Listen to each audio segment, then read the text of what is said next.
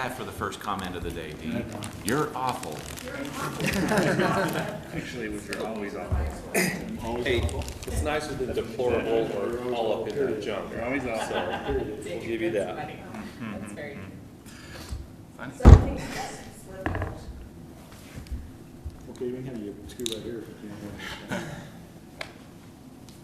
And some get reprimanded and some don't.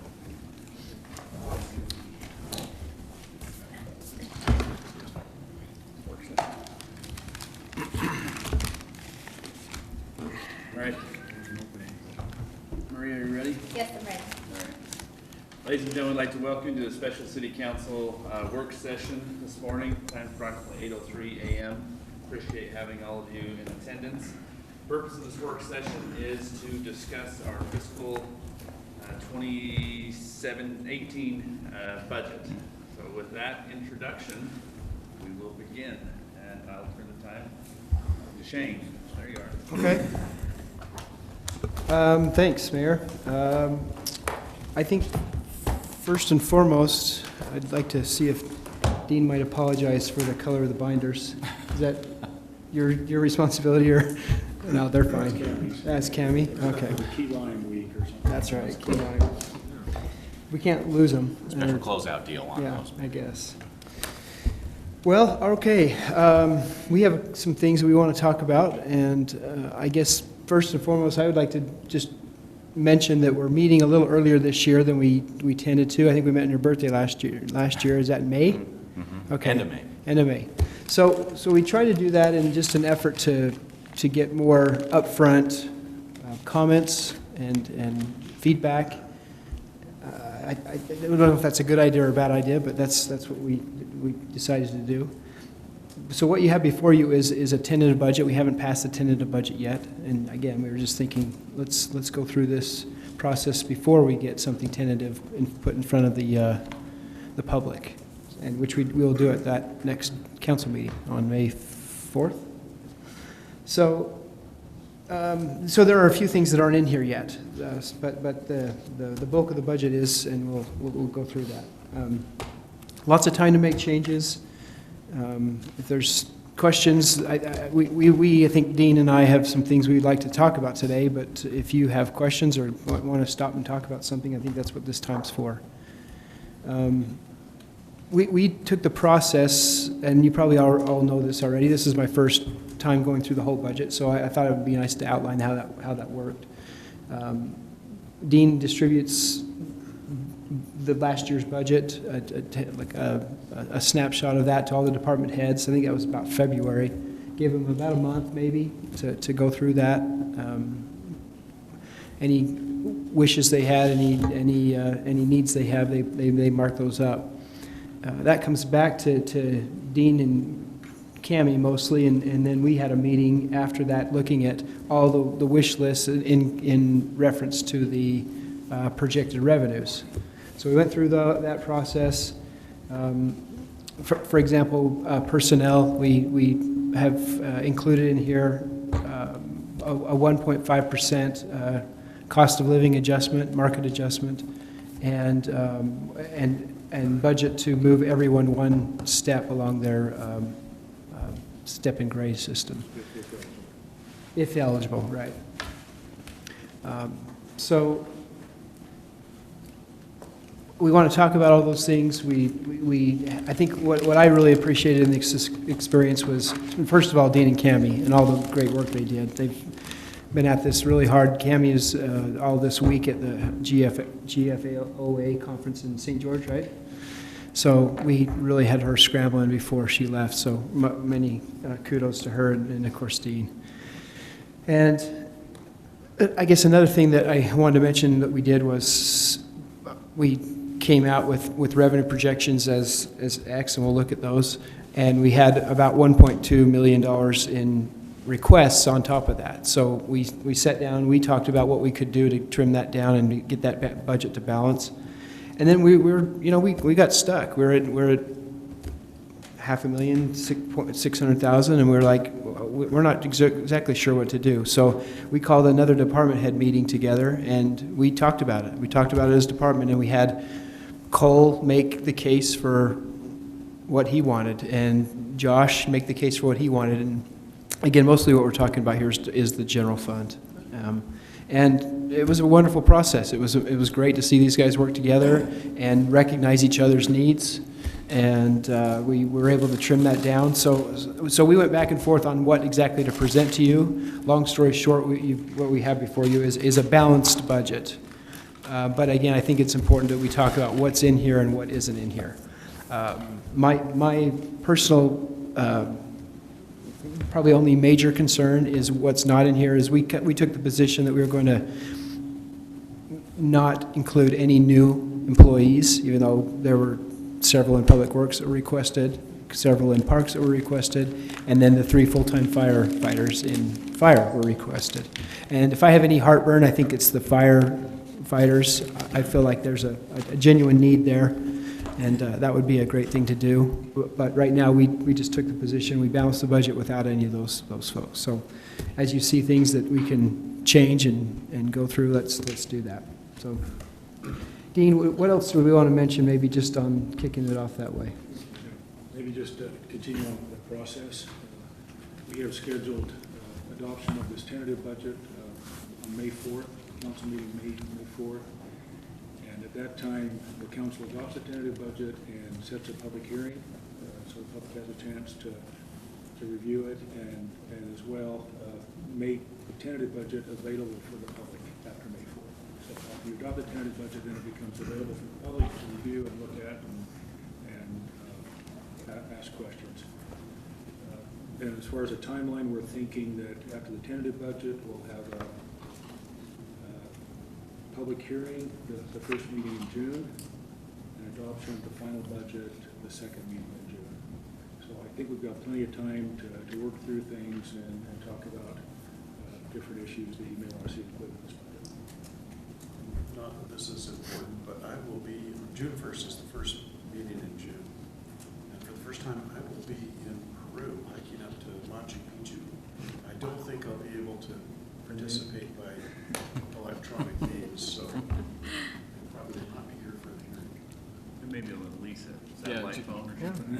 There you go. Yeah, Jake, you can take a train there. You don't have to hike up to it. No, just for help. Okay, thanks, Dean. For me, the actual budget itself starts on tab 7. I wonder if we might just turn there. And again, Dean and I batted this back and forth. Do we go over this line by line? That's probably not necessary or something you even want, but we don't want to just say, okay, here it is, it's done, nothing to see here. Maybe Dean, maybe if you and I can go off of memory in our notes, maybe we ought to talk about some of those things that we were requested that weren't. One thing that is in here is the rehabilitation project with the old library. And what we did was we took existing fund balance or savings in the general fund and budgeted to spend that in this year. And then I think we put $500,000 in there as just a placeholder. Library? For the old library. I thought we talked about using that for roads.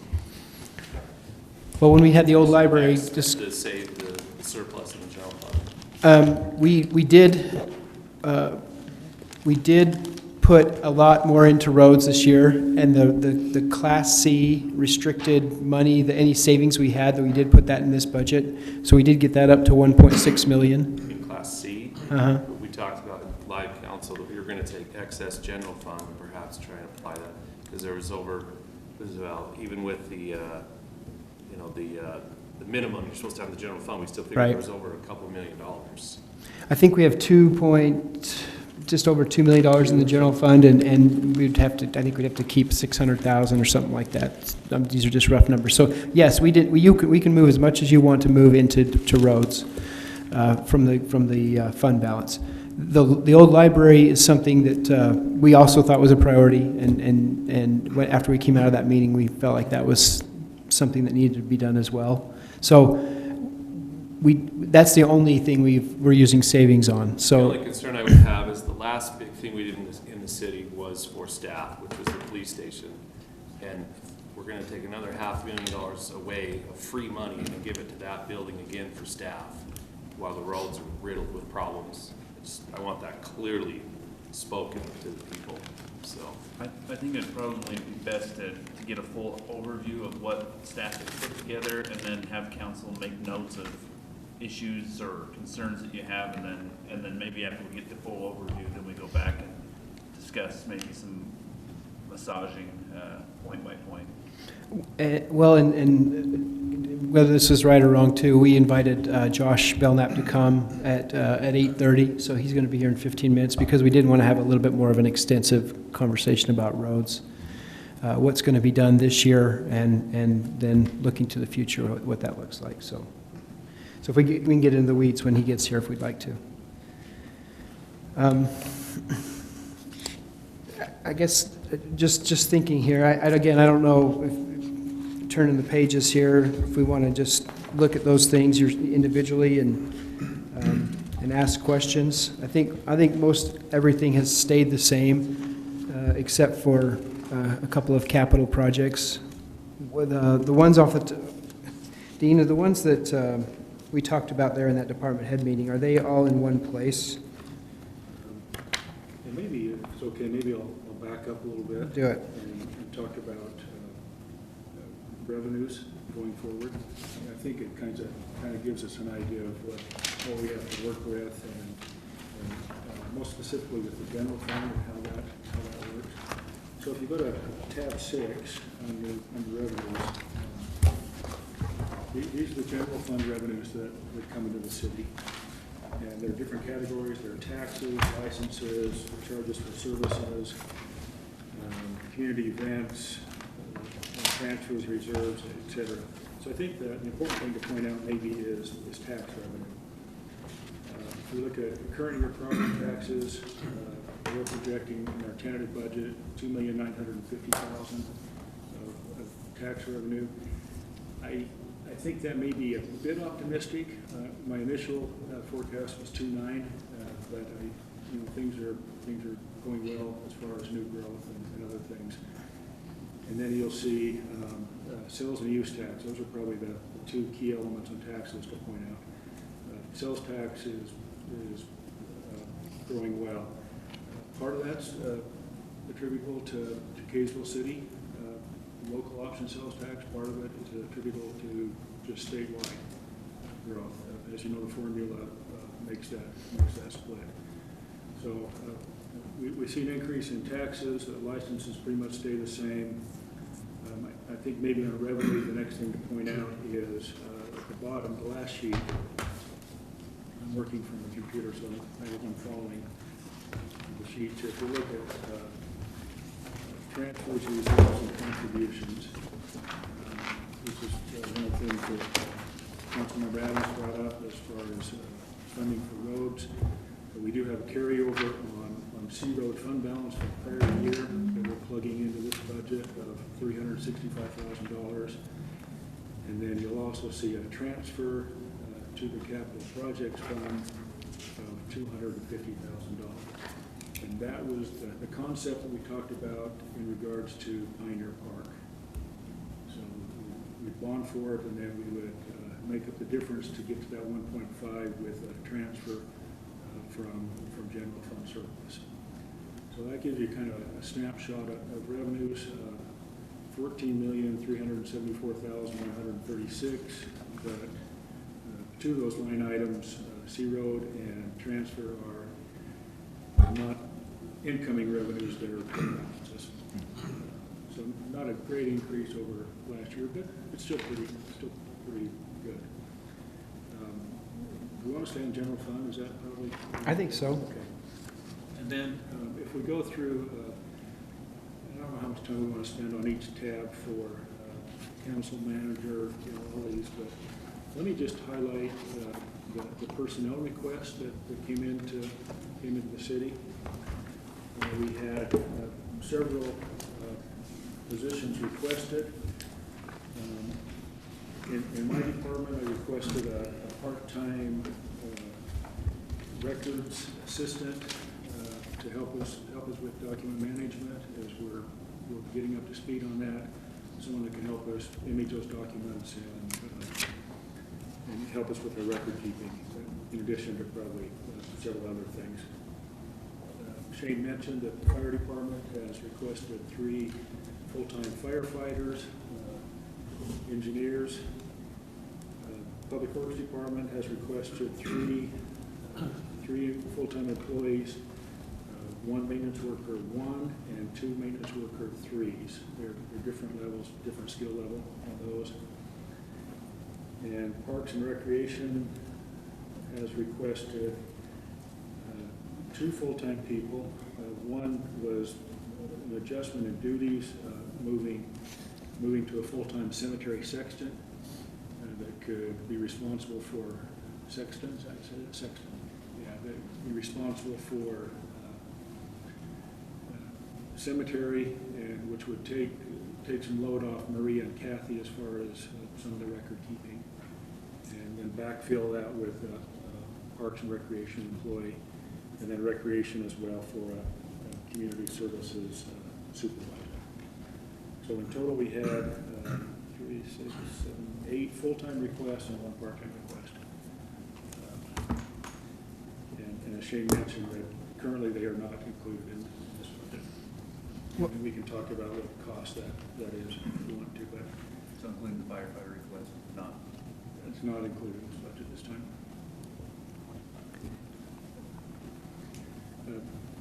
As Shane mentioned, for the most part, after funding personnel with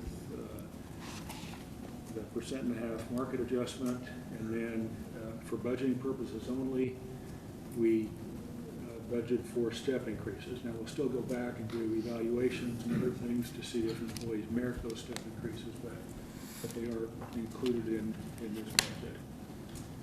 Maybe just point out that the police department takes a little bit of a bump this year as far as their current employees. They have, as I recall, 7 or 8 officers that are moving from police officer 2 status to police officer 3 status, and that happens after 5 years experience. So sometime during the year, those officers will hit that police officer 3 and be eligible for a grade adjustment. So total personnel is taking a little bit of a bump because of that. I don't know if I need to say more about personnel as far as general overview. After those were taken into account, as Shane mentioned, we went to department heads and reviewed operations and maintenance budgets and capital requests. And generally, we asked departments to go back to current operating levels, so you match the request with the same year you have this year, so no increase in operations. And for the most part, departments not reluctantly, but they worked together and they did that. There were some things, of course, that we couldn't alter. Dispatch services, which you approved the agreement the other night, there was an increase there, but that's a fixed cost. We have to fund that. Elections is another one that's included in this budget, a $50,000 budget for elections that is above current operating budget. On that elections, was it cheaper before we went to all mail-in? And would it be cheaper? Would it be cheaper to consider going back to the traditional way other than mail-in? Or, I'm just looking at ways that we can save costs. I know this year we're already set in for doing it. Are we gonna do Q&A now then, Mayor? On paper, it may appear to be Okay. less expensive, but with the county managing the elections and handling all the paperwork and handling all the voting machines and what's required to support those voting machines as far as data, in our view, it's without question Cover County. Let them handle it. Okay. And they've opted to do mailing. Okay, all right, thanks. So it's 50 grand this year, what was it last year? We paid about 27 last year. Yeah. Why are we budgeting 23 more? That's a pass-through cost to the county. They put together They raised the their cost. cost sheet. And that's their anticipated cost. If we don't have a primary election, then that's cut in half. So that's kind of worst case planning on that. Was 27 what we paid last election? Okay. The last election, last municipal election was not a Was- election. So you came up on election day and voted. Can I just add real quick that all 15 cities, all the Davis counties, every city is going with, by mail with Davis County running their election this year. And so everybody's doing it. Not that we do what everybody does, but. I think they're finding they're getting more participation, right? With mail-in ballots. If you're mother, right? They get a higher voter turnout. And not only that, but there is, you're talking hard cost, but there's an opportunity cost to doing it ourselves, right? And that was what I You're gonna said, use on personnel. paper, it's one thing. But yeah. On paper, but actual effort, less expensive to go to.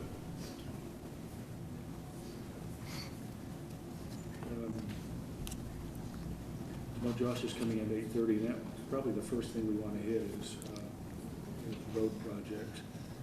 But maybe before Josh comes in, let's just kind of thumb through each. I was gonna say, as I mentioned a few minutes ago, ideally we get an overall summary. I know there's gonna be, maybe just some clarifying questions at your committee presentation. Well, let me back up then. That's kind of the general fund and an overview, and then we'll, after Josh, if we visit with Josh and we have a specific, then maybe we'll go to each department and look at specifics. But let's jump to maybe other funds as an overall. We can go to tab 8.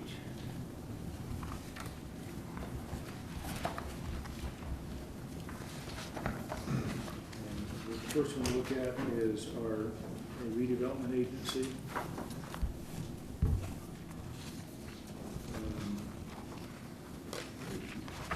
Just as a way of information, this year we did collect our first installment on property tax increment. And that was about $85,000. Next year, you can see the revenue.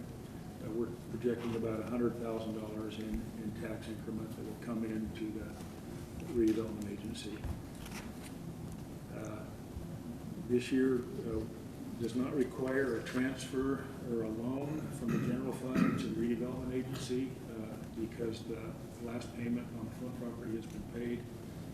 We do still have a loan balance from the general fund that we have to continue to make payment to.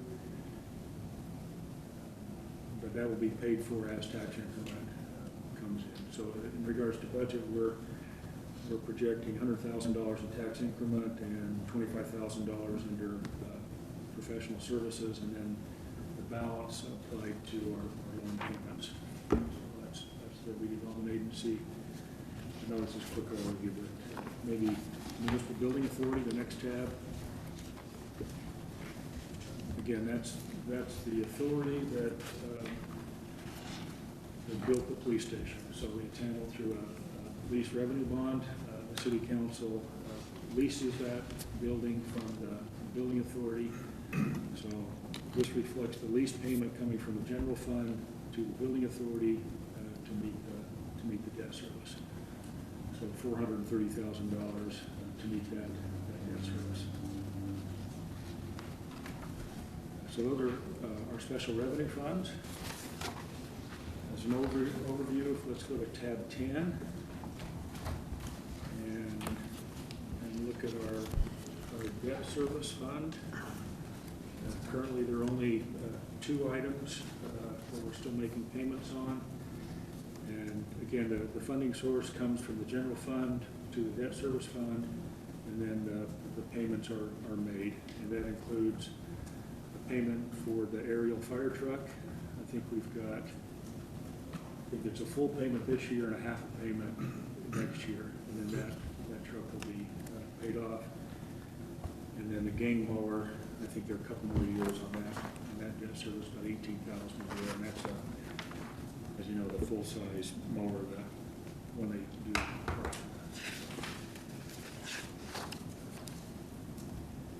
service, let's go to capital projects. Must be tab. That's tab 10. And this has a couple items in it. If you look at revenues, we had the discussion with issuing sales tax revenue bonds in the amount of $1.3 million and a general fund transfer of $250,000 for $1,550,000 to be targeted towards the acceleration of Pioneer Park. And then, in addition to that, there are some other reserves that we're using from the capital projects fund balance, transportation impact fees, which are restricted use, $745,000. So when we talk about roads, keep in mind that there are roads included in the general fund, and there are also roads included in the capital projects fund for those that are funded with transportation impact fees. So that 745 is earmarked, is that it's being requested for I'll show you. roads? Let's go down to maybe a couple pages over or through is street improvements. It has Angel Street and has $260,000 use of impact fees towards Angel Street. Now that is our net cost. The total project is $2 million plus, so we think that's our share of that project. When the financial statements are actually prepared, we'll probably see revenue coming in at $2 million, $2.5 million, and then expenditures going out of that amount. But this is our net cost for. That's 200 North Angel Street, right? And then the Burton Lane project, $485,000, and that again is a project eligible for impact fees, and that's widening Burton Lane and sidewalk improvements. East Burton Lane up by the Botanical Center. And then we've also included, as Shane mentioned, we've got a plug number here of using capital projects fund balance for the library building renovation, $500,000. Of course, we'll refine that number and present a better number than that, but that's kind of a number that we want to target towards library building renovation. That's general fund money, right? No, it's capital projects fund money. Fund balance. But that could be used for roads, correct? If it's a capital project, it could be, yeah. And then our ever-present City Hall video sound improvements, $45,000. I think we've included that 2 or 3 years in a row, and we've been in flux, but we'd really like to improve the video quality and the sound quality in this building.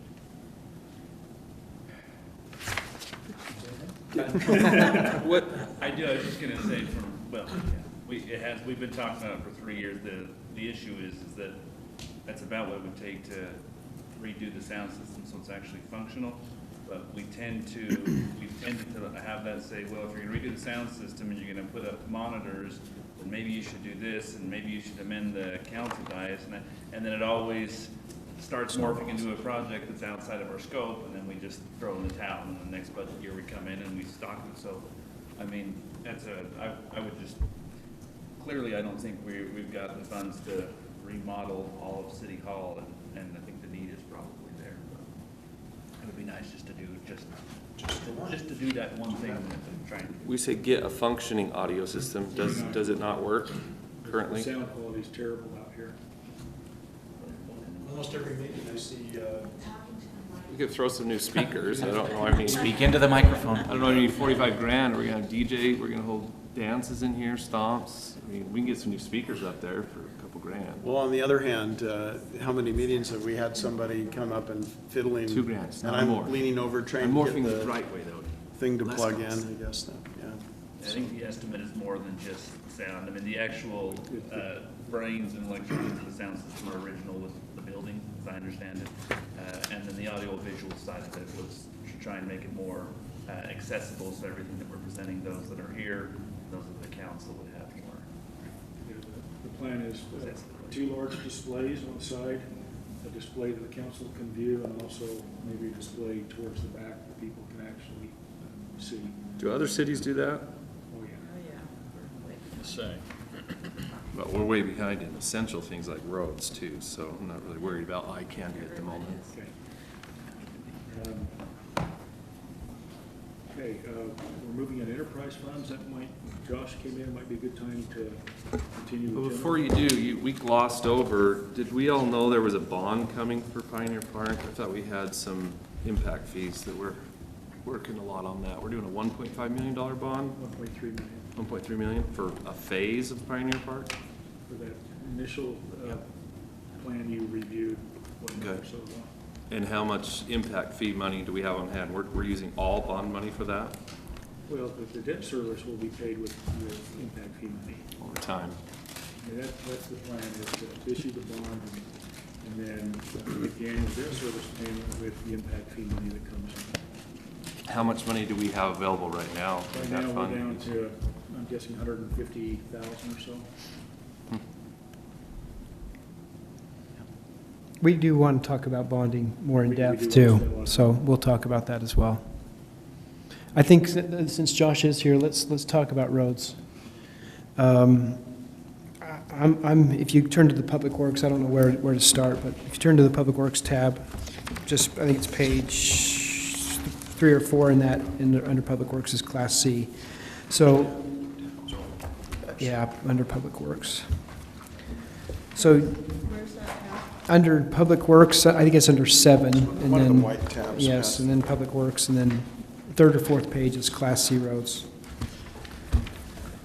So I think one thing that's challenging for a city is we have a construction season with the weather from, April, May to September, October, but we have a general fund and budget season from July 1st to June 30th. So what Josh has done here, and he can speak to this a little bit more in detail, but we've just, as we sat down preliminarily, we said, let's throw maybe everything we can at this year that we have, except we haven't thrown any that Councilman Adams said about the fund balance. So that's something we can add to this if we want to.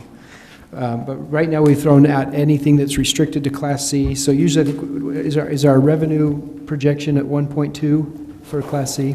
So we're up to 1.6 with what Josh has to spend this construction season. So I don't know if have you gone out to bid, or you're really close to doing that? Okay. And so then in conjunction with that, we have had a conversation about road fees and other ways we can bring more revenue into the city. And we'd like to, if it's still your direction to do that, I think our next step for us would be take the LTAP report, which is a justification of a need, and run that through a process. We have an outside consultant that I think it's about $7,000-8,000 will take it and take that need and show you the appropriate way to involve a fee to your residents. So rather than having Councilman Page say, I think the churches ought to pay $50 and the church schools ought to pay $100, they take that and they do it by trips and in a justifiable manner. So that's really what we'd like to do next, and get that.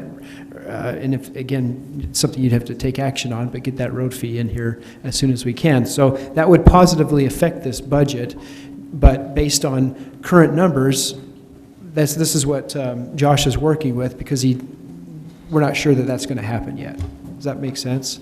So we're kind of in that, we don't know if we're going to get more revenue next year in FY18, so we got to work with what we have. Maybe, Josh, could you give us just a quick snapshot of what your plan is for this construction season in 2017? Let's do this. So the projects that we gave Dean, and I think they're included in your packet, are what we were initially planning on. We have some potential for change in coordinating with Questar and North Davis Sewer with some projects that they have coming up. We think they're going to change. We just don't know for sure how and what projects will change. But those are what we initially identified as what we want to go after this summer. That's utilizing our FY18 C Road money, as well as the potential for a fund, would that be a surplus? I don't know. Restricted monies. Yeah, those restricted monies to get to that 1.6 from the 1.2. Josh, maybe so the council is all on the same page, that the last page in that section kind of has a listing. Yeah, Chris is there. Projects I think Josh wants to talk about. Yeah, so what we've done is tried to add, from the recommendation we got from the LTAP folks, Nick and those guys, is try and drastically increase the amount of preventative maintenance that we're doing to the roads, chip seals, slurries, things like that. Take what is good in town and try and keep it that way, while also at the same time working on things that we don't want to fall apart even worse or make serviceable. So the first set of projects that you'll see there are the chip seals. Some of those may end up being a slurry, but we just lumped them all under one title of chip seal. And then below that you'll see pavement rehab, so that's mill and overlay. That could be if we get into a situation where things are worse than we thought, that could be a reconstruct. We want to minimize the amount of these reconstruct projects that we're doing now and in the future. We don't want roads to be getting to that point until they're living out their service life. So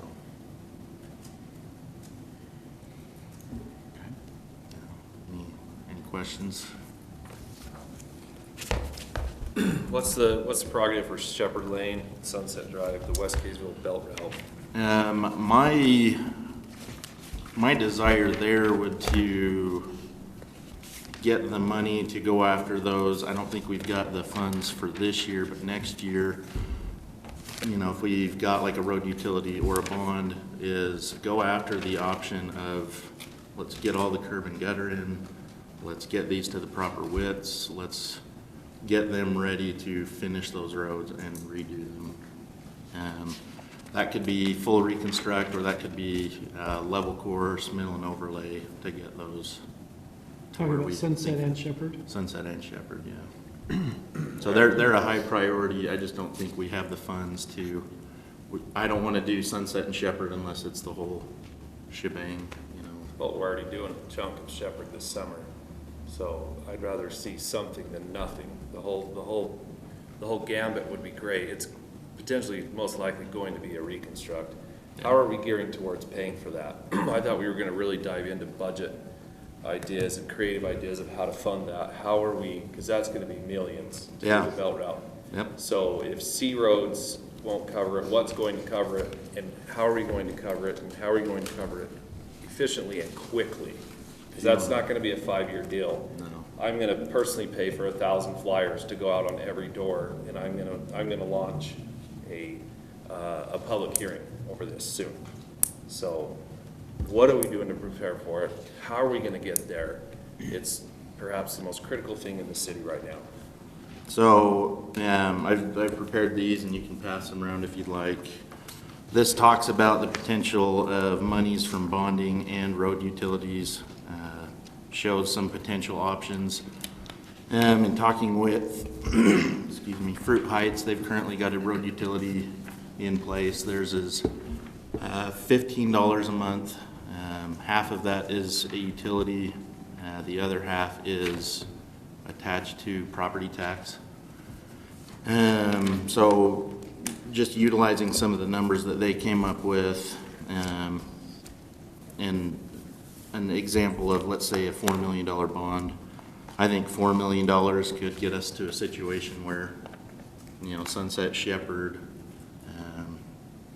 maybe a couple of the older streets here in town, I think we could tackle those pretty well, pretty soon. Those roads would need a decent amount of planning, so it's something that we'd like to get going on pretty quick, this discussion of funding. Just a question on this where it says $14 a month, road utility 68. Yeah, so those are options of, you know, if we had a road utility fee, this is what the numbers would look like with different numbers. Yeah, and so is this just like an average, because we talked about commercial and residential? Yeah, so this is, Fruit Heights is 15 for residential, I believe. And then, There's a spreadsheet, they're $750 for residential, single-family residential. I think the other, when you say 15, I think the other portion comes from property tax. Right. So this is the utility fee. yeah. So I've just said that 15 or here 14 or 16 is going to be for everybody. Like Shane said, we can calculate trips, the impact that a retail space would have, the impact that a church or a school would have, and that would be assessed differently. But this is just assuming ballpark, if everybody, everything. Just to was- get your estimate, because obviously it would be much better to have some scientific approach to trips. and Yeah, we don't want to just arbitrarily, But as I'm doing my math, so I must be, my quick and dirty math must be kind of wrong here, I guess, which is why you should never do that, I guess, in a budget session. But if even $5 a month, so $5 a month, $60 a year per residential household, times 5,000 homes is $3 million. So what am I missing a year? so you did So you. 3,000 I- residential. Yeah, I even did my math wrong. You did but, 5,000 times. So we estimate Times there'll be 60. 5,000 5,000 times payers, 60. roughly. So We've got we're more thinking like 8,000. 8 or 9,000, don't we? I was Yeah, I using thought, eight, yeah, I figured there's a lot more. there's like 8,500. Oh, 8,000, I was just using 5,000 It's homes. roughly 8,000 at 5 per month, would be about 40,000 per month, or about $500,000 a year. Just on a residential basis. Okay, so I probably dropped to zero, I apologize. Dirty Yeah, so- math. That's why you should, yeah. We've got about 8,500 residential water connections. Yeah. And that's where I based this number off of, was just using that water connection, and that's not necessarily what we have to stick to, but just giving us something to come up with a number. Yeah, you're right. Fruit Heights does what you're saying? I think you got So cut they- off there. Their fee is 15 a month? It's 15 a month average, Their fee is $750. They have obligated another $7.50 per resident from their property taxes to roads. So they've said, we're using this for roads, with the caveat that they could use it for something else down the road later. They don't have an independent utility fee monthly? They do, $750. $750. Yeah. Here's the fee calculation for Fruit Heights, and an equivalent residential unit, meaning day trips for a residential unit, is assessed at $750 per month. And then they take the day trips and they create their methodology for commercial applications as well. For example, LDS churches, they've got 1, 2, 3, 4, 5 churches, and it ranges from $72.90 per month on the low end to $127.25 on the high end. So they've actually taken their commercial properties one by one. Like a per stall basis, probably in the parking lot. Similar to what we do with our storm drain utility, it's based on impervious area. We say you have this much impervious area, therefore your storm drain fee is this. They've taken the same approach with transportation impact fees. They've developed how many day trips does the LDS Church on 50 West generate, and then they say, okay, that's this many equivalent residential units, therefore your fee is that amount. That's where you have to go through the process. Shane mentioned that we've got the first step done, the LTAP study, saying here's our need. The second step is to create this methodology for assessing that fee. Do you have copies of that? I have a single copy, but I make copies for people. Okay, yeah, later on, it'd be cool to get one. And just for purposes of context, because the way I think of it, I guess, so I just added one extra green can that's gonna cost me $6.50 a month. And I think like a garbage can, like the black cans are what, $8 a month? For a second can, yeah. So just to put it in context of what a road fee would be for residents. Well, you look at the arguments here. How do we get the millions of dollars that we need? The LTAP study showed what a huge deficit that we are in. And, you know, and I'd even argue some of the previous priority schedules I've seen for roadways, like 5th East, I've heard is a big argument. But the arguments were, okay, 5th East is already all the way out to the full right-of-way. It has curb, gutter, and sidewalk. It might need a mill and overlay. Okay, so we look at that. But the argument is Shepherd Lane and Sunset Drive are horrific.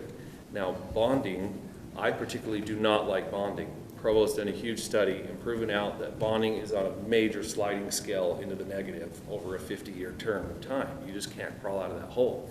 The fee is a great idea because it's cash money.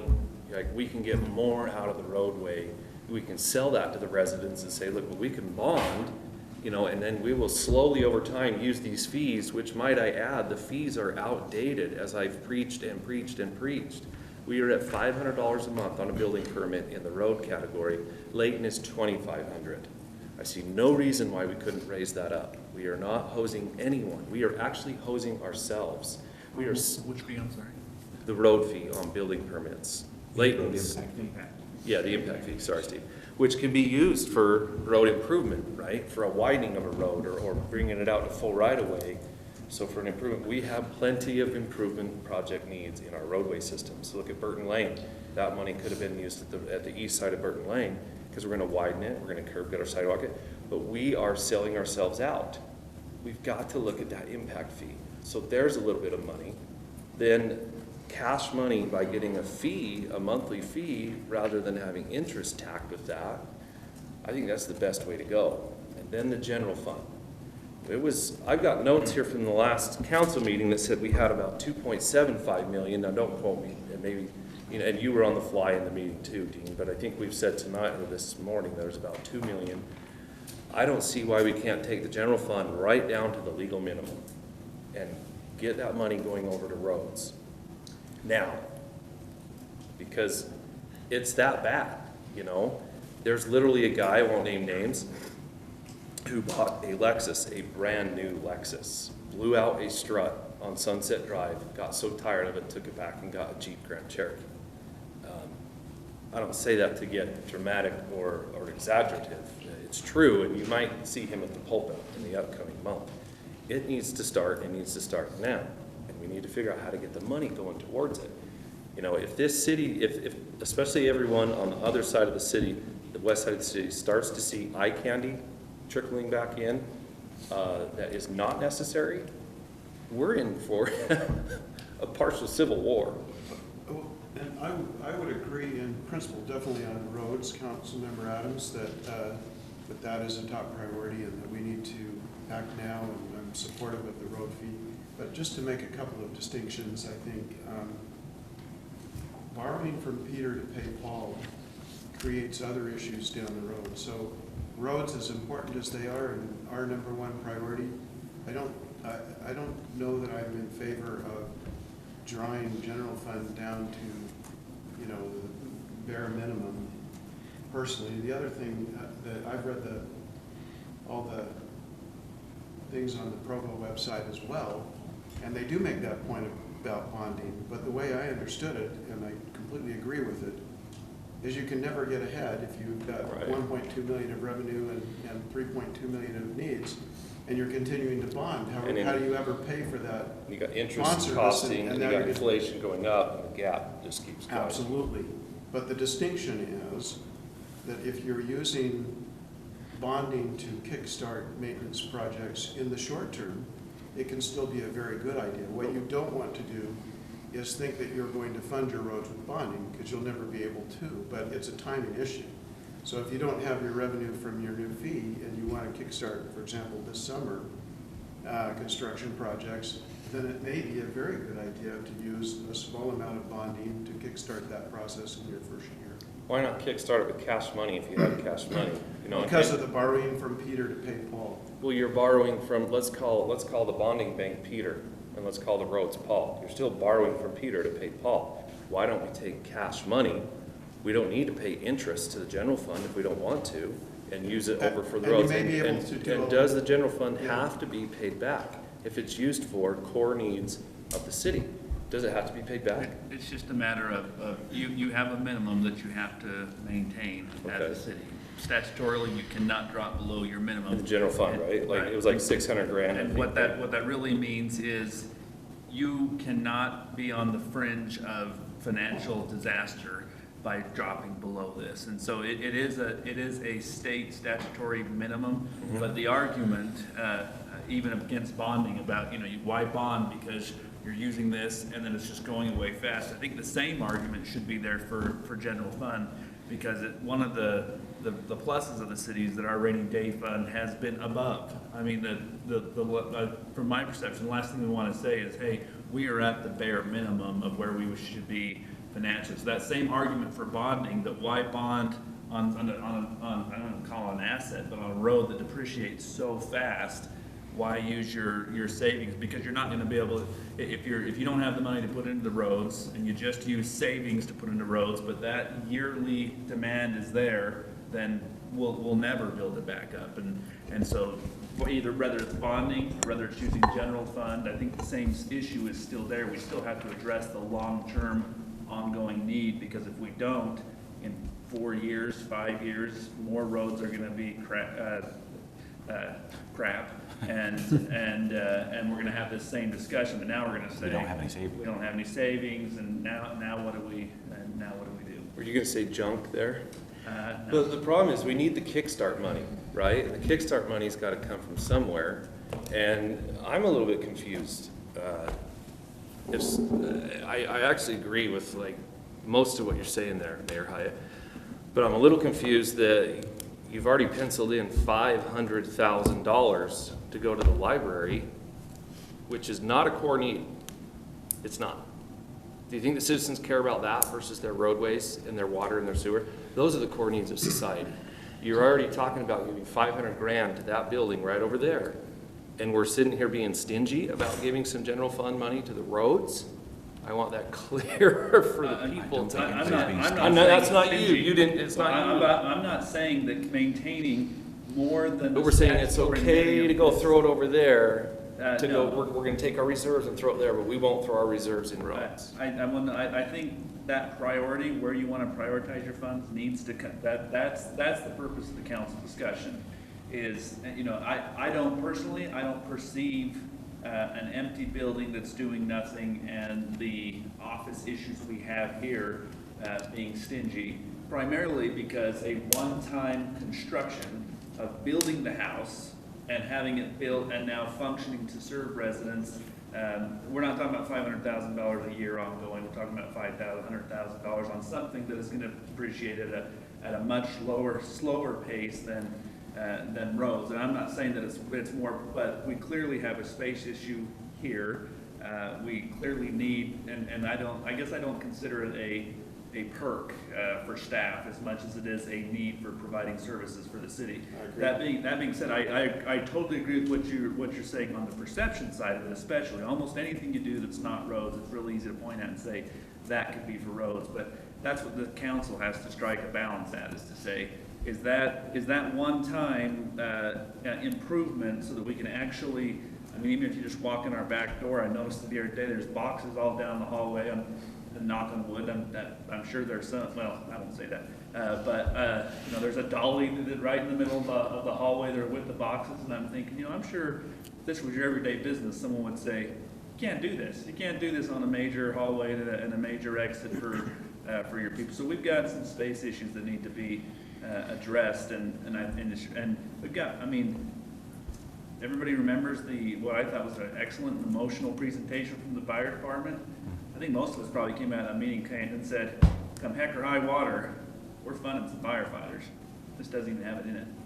Well, I like to think of it like a body, I mean, yeah, your body, if you're in a freezing or a situation, everything will shut down, like all parts of your body, until it gets to your brain and your heart, but I don't think it's necessarily a good thing to say, well, we don't need to care about the limbic system, because maybe we can do it if we do it smart and we do it scientifically, like some of the way this rate fee is based. We'll be able to not have to sacrifice an arm to gangrene or something else in order to take care of the central nervous system and pulmonary system. So I think I think all parts of the body are important. They're all essential services, and that's why you know, unless there was a dire need and we're in a financial crisis where we, you know, or have to raise taxes or something like that, I think we can take care of all the needs, not all at the same time, but we can take care of all the essential needs. And that's why I think the fee is so important, you know, the fee that we're I discussing. think the heart is the roadways though. So we need to be careful at what we think the heart is, because to the people, it's not a building, it's not this, that, the other, and Steve's got great points. You know, and with the ask for 8.5 new employees too, you know, when people get wind of all this, so I think we need to be extremely careful about where we're putting money. We're willing to put $500K there out of excess general fund money, which still leaves over $1 million of excess general fund money beyond the reserve that Steve's talking about that could be used as kickstart money. And I don't find that to be irresponsible in any way, shape, or form to the citizenry. You know, I think Dave hit on another good area that I think we've discussed several times, and that is bringing in line all of our fees. Our fee structures are kind of behind in several areas, and we've talked about it before. What's it going to take to get that fee structure in line with where we need to be? I think builders love it. Let me address that, because the fee structure, especially as it relates to impact fees, is not just the council sitting around the table and saying, I think this is what it should be. Right. Impact fees are almost Also scientifically. pro forma based, if you will. So we have a capital facilities plan that is really thick that we redid several years ago. And we say, here are the expansion projects that we have planned long-term in the city. A value or an estimated cost to construct those is produced, and then that is calculated down to the fee. So you can't just set a fee, you have to justify a fee. Yeah. And so if our facilities plan right now is outdated and we have some major projects, we were actually, Arby's, for example, in town, when they were built several years ago, paid a $60,000 transportation impact fee. That's a lot of roast beef sandwiches. And that included the overpass, They have because the our means. overpass was in the calculation. Shorelands Drive, which was going to be the frontage road that went along West Davis corridor, was included in that calculation. And from their perspective, community-wide, they looked around and said, this is freaking ridiculous. We can't afford to open a business in Kaysville because we were way higher than everybody else on a transportation impact fee. We went through, redid the capital facilities plan, took the overpass out because it's built. Took Shorelands Drive out because UDOT's likely going to build any connector in front of roads as part of that. So we took some of those major projects out that calculated the fee, and it brought it down. But again, it has to be based on projects. So we can look at it again and say, is there anything, and it's a big deal to redo your capital facilities plan. It's not just like let's change that. You've got to have someone who's, like I think Lewis Birmingham, Roberts Birmingham, Young, whatever order, I know those 4 names. LYRB redid it for us recently. We can go back and look and say, are there those expansion projects that aren't being done? But from a builder standpoint, I think some probably say not that we're low, but that we're more in line where we should have been, because we have these projects that determine the fee. So it's easy to say we need to be higher than everybody else, but we can't. We can't just unilaterally say we want to be more in line. You actually have to justify it. And if we can't articulate and illustrate the projects that need to be constructed, then you can't raise the fee. It is strictly here's what it costs, that's your fee. And so, Just say, our studies are outdated, we're probably 6 years old. This budget does include impact fee analysis and studies for transportation, parks and recreation, water, power, and I think a look at police as well. Is there a way that, because it seems like it'd be beneficial for the city to do that yearly. Is that too hard to do yearly and keep it up to date on a yearly basis? Because you said it was 6 years old, and I don't know if there's a lot more involved in that, because it is 6 years old, so it is only every 6 years we do it. But is there a way that we can become more efficient in doing it more regularly so that we stay in line with what our needs are? It's based on the minimum 5-year capital facilities plan. So, So okay. you have to say, for the next 5 years, what new development is responsible for, I'm going to say this, what impact will new development have to build these projects? So, But rather Increase not as at new the, development. It's only new development. at the micro level, whether or not we include expanding Shepherd Lane and putting curb gutter and sidewalk on Sunset Drive. And expanding it. And, yeah, I mean, those, whether or not those are on there, I can't tell you, I honestly don't recall. Typically, and I don't know, if there may be some nuances that I don't understand, like if the improvement are subject to, or abut vacant land that will eventually be developed, and the developer would have to pay to put in curb gutter and sidewalk, there may be some nuances that say you can't put that in your capital facility. That's not a capital project, that's something that will eventually happen with development. I believe there are some of those issues, and that's why it's not so simple as just saying, hey, let's raise it, or hey, let's add those roads in there.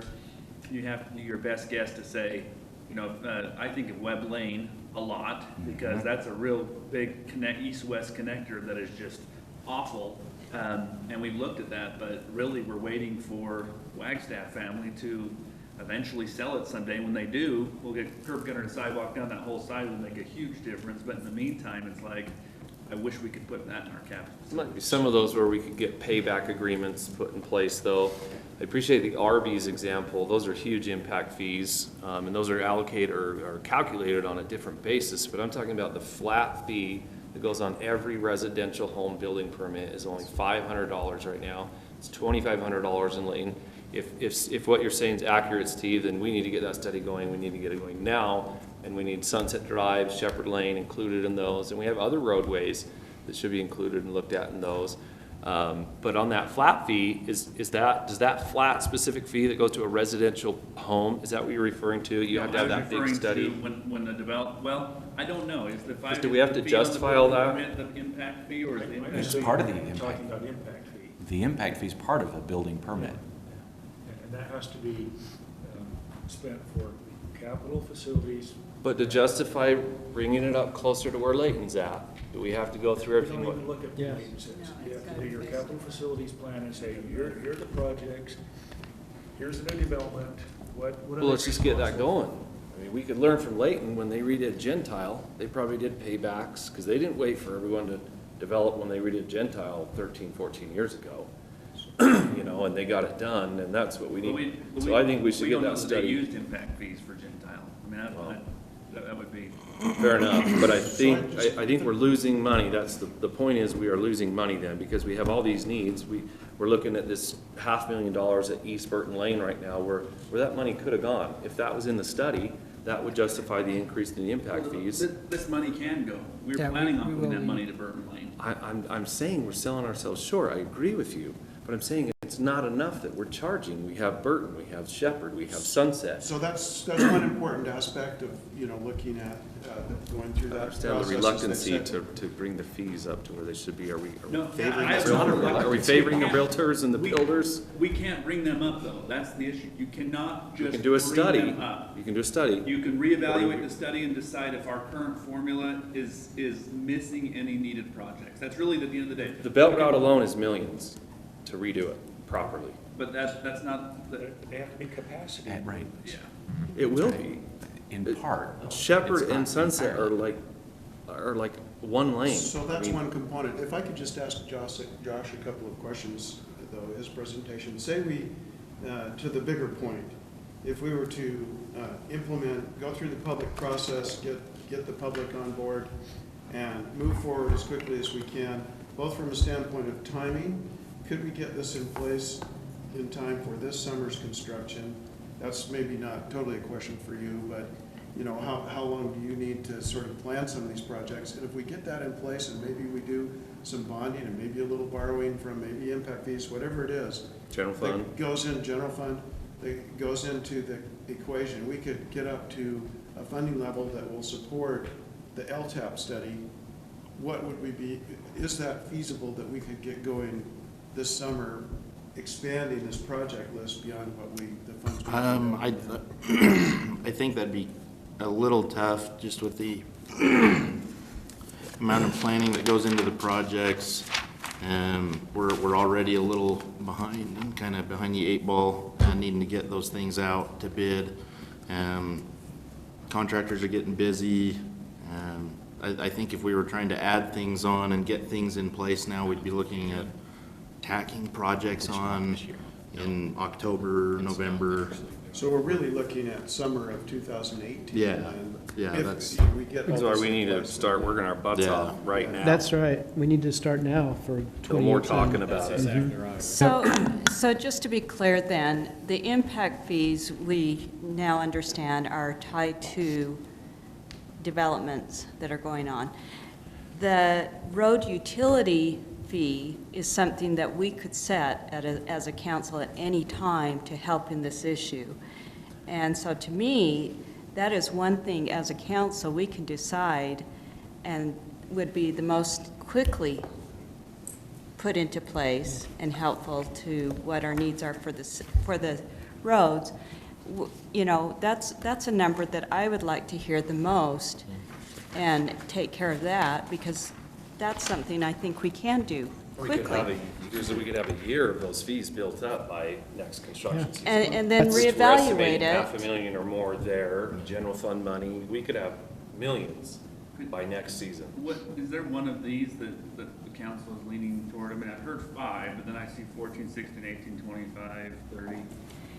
So what Fruit Heights did, to give a little context, they went through with a consultant, and they figured, you know, if our utility fee plus the property tax, at the end of the day, what we're bringing in is this, then that is getting our roads to this level in so many years. If we set it at this, then it's getting our roads to that same level in half as much time.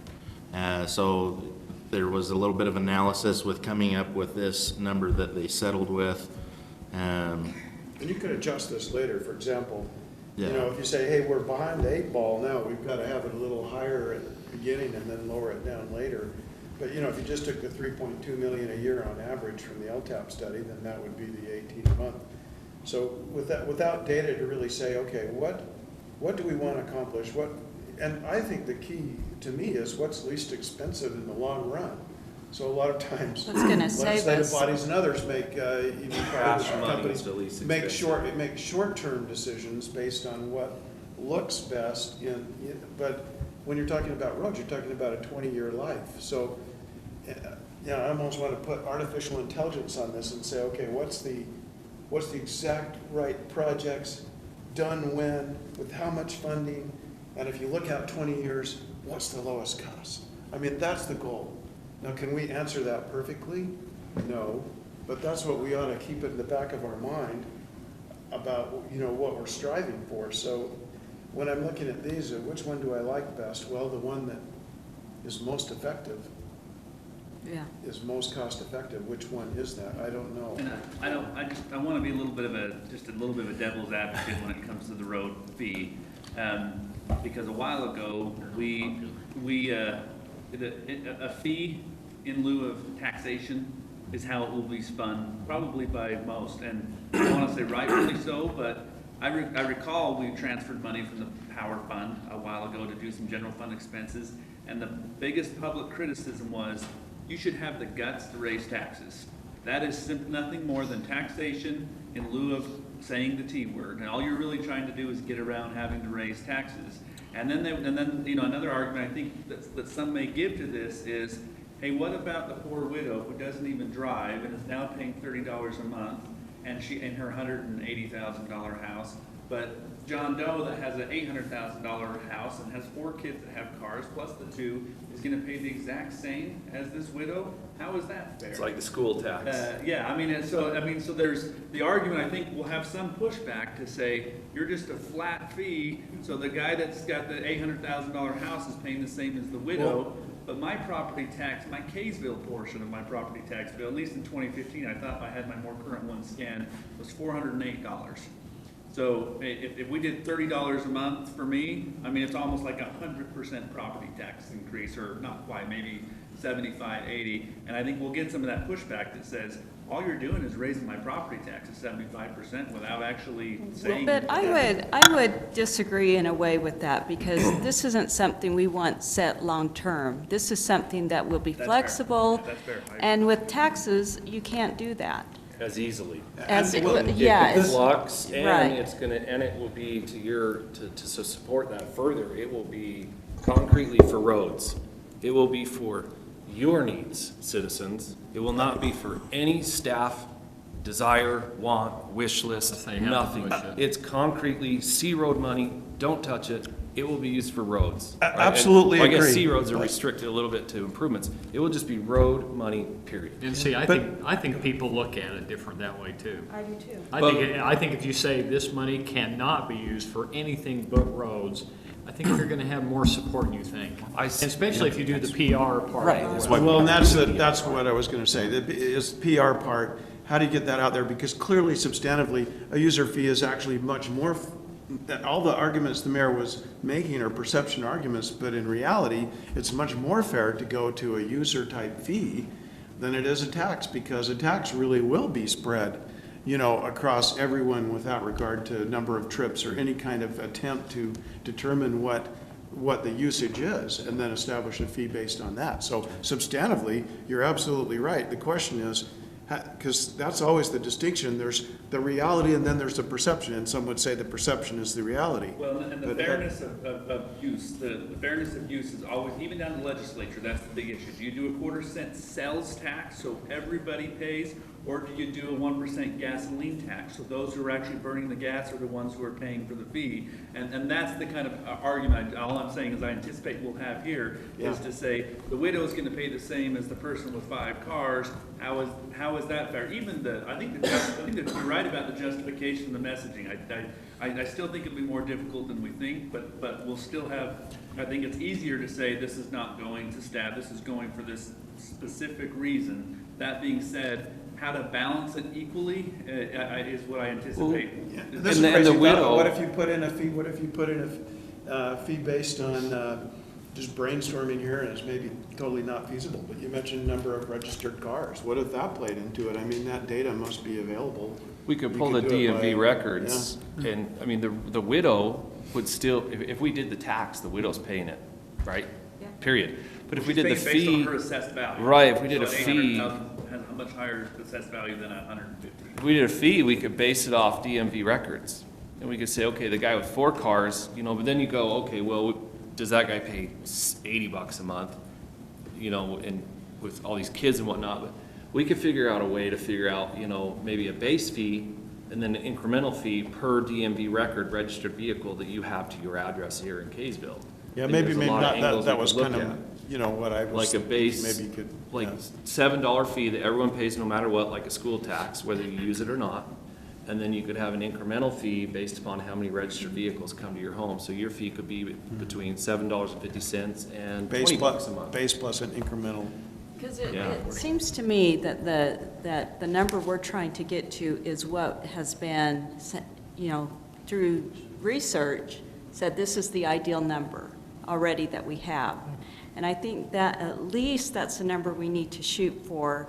And I don't know, you know, with direction, you know, how do we go about getting that started so that we can make this happen? And it seems like that's the direction I'm hearing from most, that we'd like to see I think, happen. absolutely, I think a utility fee for roads is, I mean, I've been arguing for that for, It needs to be you know, a done. couple of years now, so, and I know that, I don't know if I know all the consultants that helped Fruit Heights with that, but I know at least, I know they're consulting engineers, and, you know, we can get some good people to advise. I don't know if JUB has helped with that, because I mean, I don't know if we need to get, you know, someone else and pay $7,000 or $8,000 to help them put that together, but. Couldn't we consult that on our own and save that money? We can.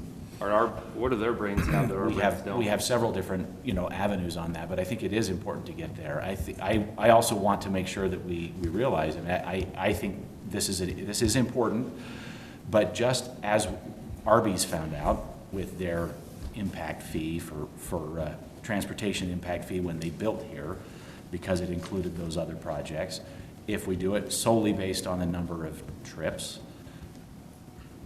fast food restaurants and other businesses in town are going to get hit with a very big expense, right? A new fee that they're not currently paying. We'll probably get some blowback from from get the worse. business community in Kaysville. And that's a community we're trying to foster, right? And so I just am trying to make sure we acknowledge that, you know, that's the reality. That It's a good a point. homes fee might be, you know, in the, 14 or whatever, $7.50 or whatever it is, you know, with $10 a month. But a grocery store might be $1,000. And I think you've got to take those kind of And- things that you mentioned into account, definitely. Well, and so I just want to make sure that we realize that. I mean, it's not a simple, straightforward thing. We don't want to hurt our local businesses any more than we want to hurt residents, you know, but Right. obviously the businesses, especially the big ones that have big parking lots, and those have big street impacts. And that's one of the reasons we're trying to go with this, because this is for street Maybe maintenance. there's Anyway, a there's cap, some, that's a good point, maybe there's a cap on businesses, right? So they're not excessively going up to 1,000, because it's probably like the grocery stores, it's generally residents who are already paying the fee anyway, right? And so, and that means groceries will go up if we double charge those fees to their home Sure. and to the store, groceries will go up. So maybe there's like a flat fee that a business pays, and maybe we have a classification system for those businesses. Okay, you're a Class C business because you're Smith's. You're gonna pay $150 a month. I think that's, we might do the Movie same thing for theater, other you're a entities. Class B, you're gonna pay this. Taco Time, you're a Class A, you're gonna pay $43 a month. I classify those in, because so we're not, One of the things I love about a utility fee is that it is truly, you know, it is the most fair, I think, you know, as long as we get the formulation right. Right.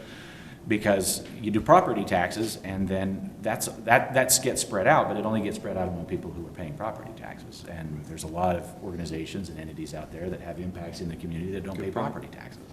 So an impact fee does collect from churches, and it does collect from schools, and those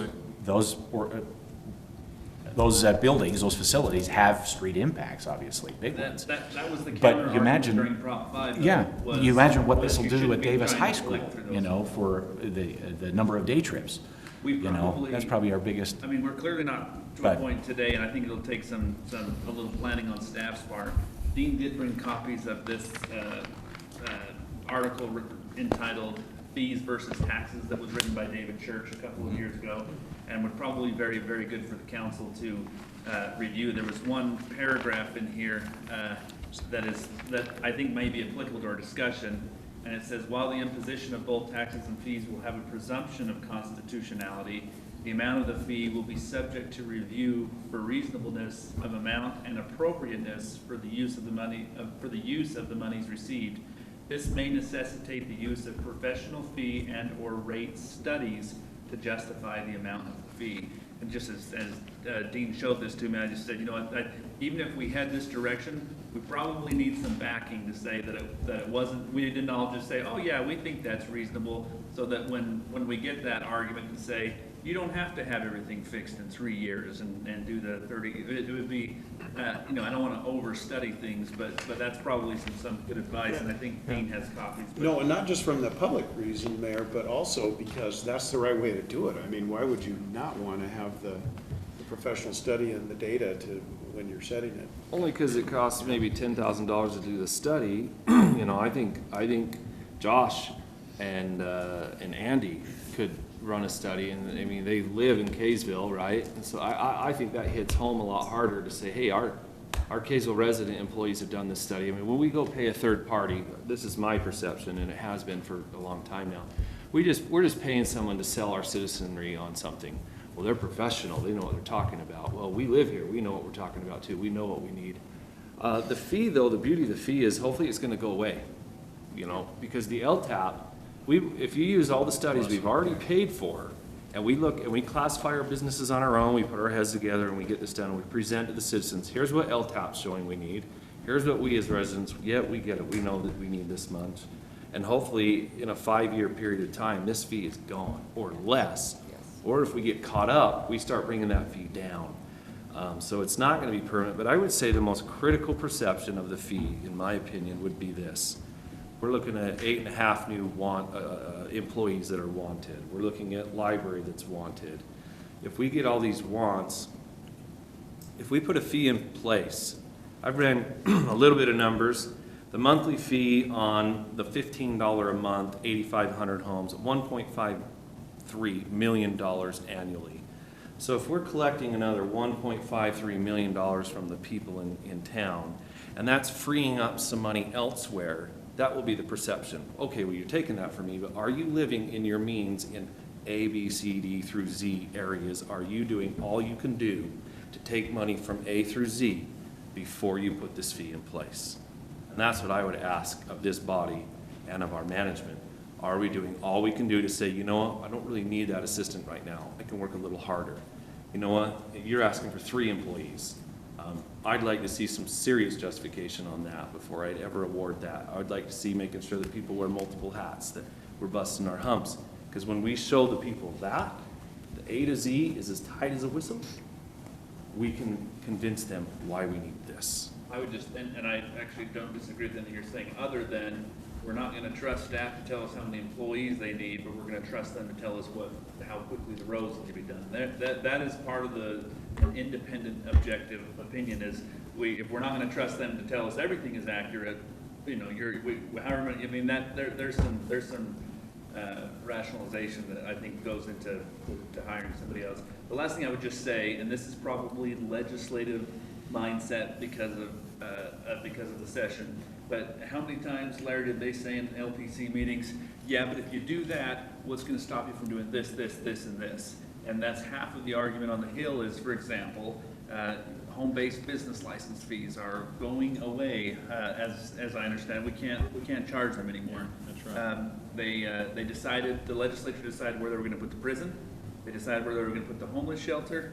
And 3 years ago, there was one other thing. The real concern there is now nobody appeared to want the homeless shelter, so the legislature came in and they were the bad guy, and they decided what could happen in a city.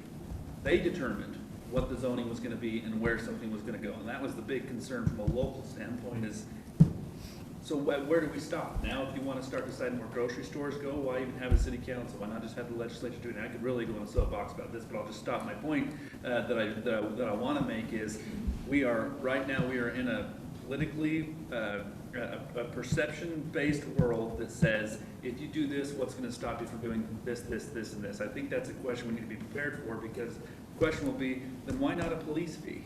Then if you guys are going to do this for roads, then why not a police fee? Or why not a fire fee? Or why not, and that's going to be the question you have to be prepared to answer, because that's the question that everyone's asking is, if you start here, where do you draw the line? And that's a big issue with municipalities, with cities and towns across the state right now, is the legislature is creeping in on this land use. They're taking away our local zoning rights. Now, granted, these are complicated issues. I'm not sure if you got all the cities together and said, which one of us wants to take the prison, that anybody would say me, or if you said the homeless shelter, well, one city did say me, and that didn't really turn out very good. I'm sure Dale, Utah would have wanted it. But so there's this counter argument to say, well, the legislature, they were the bad guys because there's no way they would have done it. But so Mayor, I guess on this specific thing of road fees and pushback on that, I think there has been, not necessarily from, well, maybe from the legislature, I'm trying to think where it was, but Provo and other cities that have implemented a road fee, what has been their experience, and are they getting pushback on the fees that they've already put in? I don't know. I think this study that Dave Church, that I think Dean's made copies for you, addresses that somewhat. It's a couple of years old. I think that to aid you a little bit, Mayor, you're right. It's good to look at and forecast those perceptions. I think maybe a little bit of fire that could be put in your belt would be, or a bullet in your belt to combat that would be that these are core needs, right? You know, you've got absolute core needs, which people consider roads probably, you know, second to none other than police and fire. So we're not arguing for things that are extravagant. Dean or Shane, building permits annually, can anyone give me an average, just roughly? How many, yeah, how many have we been issuing lately? We just saw the other Average the other night. 299. Yeah. So about 300. Oh, sorry, We'll be you, Larry. more this year. The new construction was 179 or 167 last year for Right. single-family homes, Right. not remodels. And there was remodels in there too. And of course, remodels don't get the So impact fee. Oh, sorry, Chris. No, they don't. So if you guys will indulge me for 1 minute, if we were to raise, if the building impact fee came up from 500 to 2,000 and we stayed at our medium on building permits, that's $600,000 a year that we're letting go out of the city, okay? That's quite a substantial amount of money. That is greater than 1/3 of this year's C Road money budget that is not being collected. I'd like to continually lobby, I've lobbied for this for over a year, for that to be seriously studied, and if it needs to be that I don't know why we need to pay a firm $10,000 or $15,000 to do this study for us. I think we could say, look, Shepherd, Sunset, whatever, and add these big projects in and say, those are going into our capital improvements fund, we're gonna implement those in. Here's the $6 million estimate it's gonna take to do it. This is the justification for raising the fee of the building permits. But if you take $1 million out of the excess general fund money, you take the monthly fee at $15 a month, that's $1.53 million. If you take the current C Road money budget of $1.6 million, and if you raise the impact fee, you're looking at $3.73 million that will become available this time next year. Cash, money in hand, no interest to be paid out on it. So we need to get proactive, and I think we are. Okay, I think this is awesome. I feel a huge movement towards this, but I see cracks, you know, and I find those cracks. Storm and water funds also, I didn't even include that into this. If you look at the storm and the water funds and what I've preached for a year about being able to use those, you know, they all are restricted, as Mayor has taught me. They're all restricted as to what you can and can't use storm and water for. But you can get creative, legally creative, and completely justifiably, to where you bring all those projects together and you say, okay, water, we're gonna redo Sunset, we need some storm drain, this, that, the other. Well, those budgets all of a sudden can come into an overall road improvement project also. So I'm gonna dare to say, throw out at least another $500,000 that could kind of come from those funds that would go towards the roads. There's about $4 million right there. So there's a lot of money laying around. I think we can get this done. You know, and without the fee, you take out the $1.53 million of the fee, it in general fund of $1 million and C Road money of 1.6, and that's still 2.6 million without raising any fee, without implementing a new fee or raising any fees. So there's some money, Josh. We just, you know, I think we ought to get the rubber meeting the road, no pun intended, and stop getting the rubber going into a flat tire and a broken strut. I think much of what you said could be accurate. I think there are some nuance, some restrictions that we may not be aware of. I'm all for trying and pushing as much as we can. Like I said, that building permit fee, the $500, I don't know if that's an impact fee or if that, I don't know. In part. I don't know the answer to that, because if it is, Isn't it? we can't just raise it. Oh, you might have a good point. It's labeled road fee. So is it not an impact fee then? Could be impact fee then. Yeah, What's that, Dean? it is. If it says road fee, it's an impact fee. Oh, I wish I had a copy of it. Go break into Mike's office and grab a copy of the permit, will you, real quick? I'll have to look into that. Hey, maybe it's not even. I'm sure it is. No, So- well, Also, I it's- know if other cities are doing it, there's a way that we can do it. I mean, Thanks, Larry. and I think another Again, thing, if there's a process If for there's a it, though. need. Well, his Yeah, point right. is there's a We have way. to- His point is I think there's a we have way. to- What he's saying is there's a way. He's right. Why are we're always, yeah, hey, always just protecting the a builders. comment, kind of backtracking on this, the utility fee. Protecting builders, Dave. I think the thing that would make that palatable too, I mean, when we have a study that projects out what the costs are gonna be, how they decline after a while, after you get on top of it, I mean, if you can show that road fee is either gonna be eliminated down the road, or it's gonna be reduced substantially down the road, Just for maintenance wise. I mean, that's gonna be, you know, people can see that there's an end to it. The problem, just like Ronald Reagan said one time, he said, you know, he said, eternal life, right? Yeah, new taxes. He says that's the closest thing to eternal life there is. And that's the whole point. They increase fees and taxes, you never see an end to it. If they can see and say, hey, this is 5 years, we're gonna do this, then it's gonna drop to this for another 5 years, then it's gonna be gone.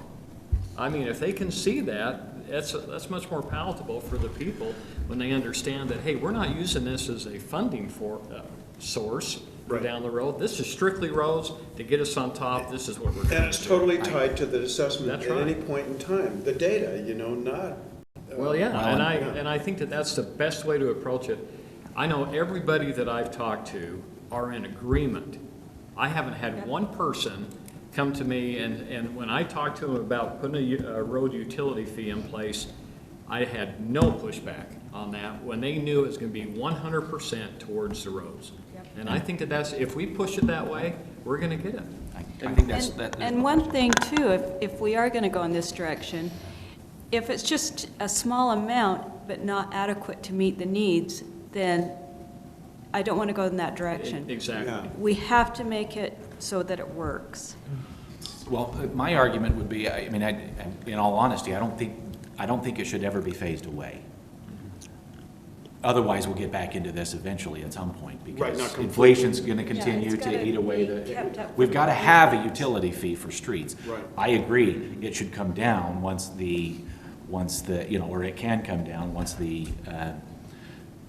once we've crested. Be a you good know, problem the to have if we don't project need it. costs. Here- But we don't wanna get away from a road utility fee being there, because again, C-road Unless the funds, whole, we unless can't the whole rely on. structure at the state level changes, right? I mean, Correct. they could unless change the whole they funding might- model for roads. and- How likely is that, though? Are we gonna rely on that? Well, the And I- legislature loves to push responsibility down to the cities for the tough stuff and then take control. So, from one anyway, person. I mean, that. What are you I- gonna say, Larry? You know, I'm just saying, you know, I mean, tell me if I'm wrong.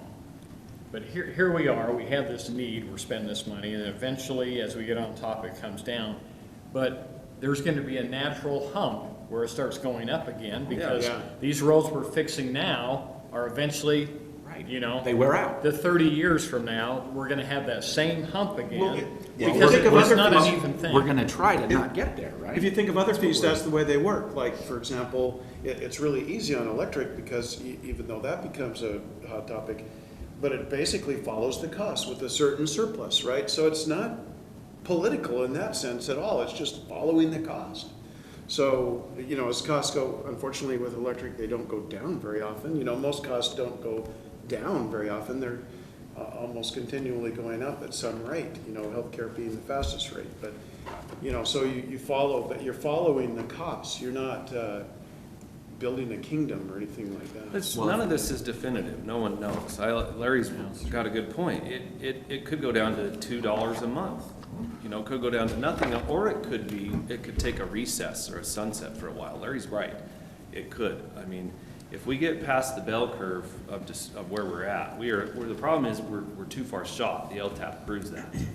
You know, and the greatest thing is the proof is in the pudding. This is results that people can see immediately. Yeah, and they're I'd like- driving on the results. I'd like to make one, I think we're pretty much in agreement. I don't want to belabor this point because I know we need to move on, but the idea of bonding, and these are complex issues, so I almost hate to even say this, but all interest is the time value of money, which basically means if we can get money sooner, it's worth more because we can, for example, the roads are a perfect example. We need it now, right? Like you said, we need cash now You got inflation to build the and all roads that. because otherwise it's going to be more expensive in the future.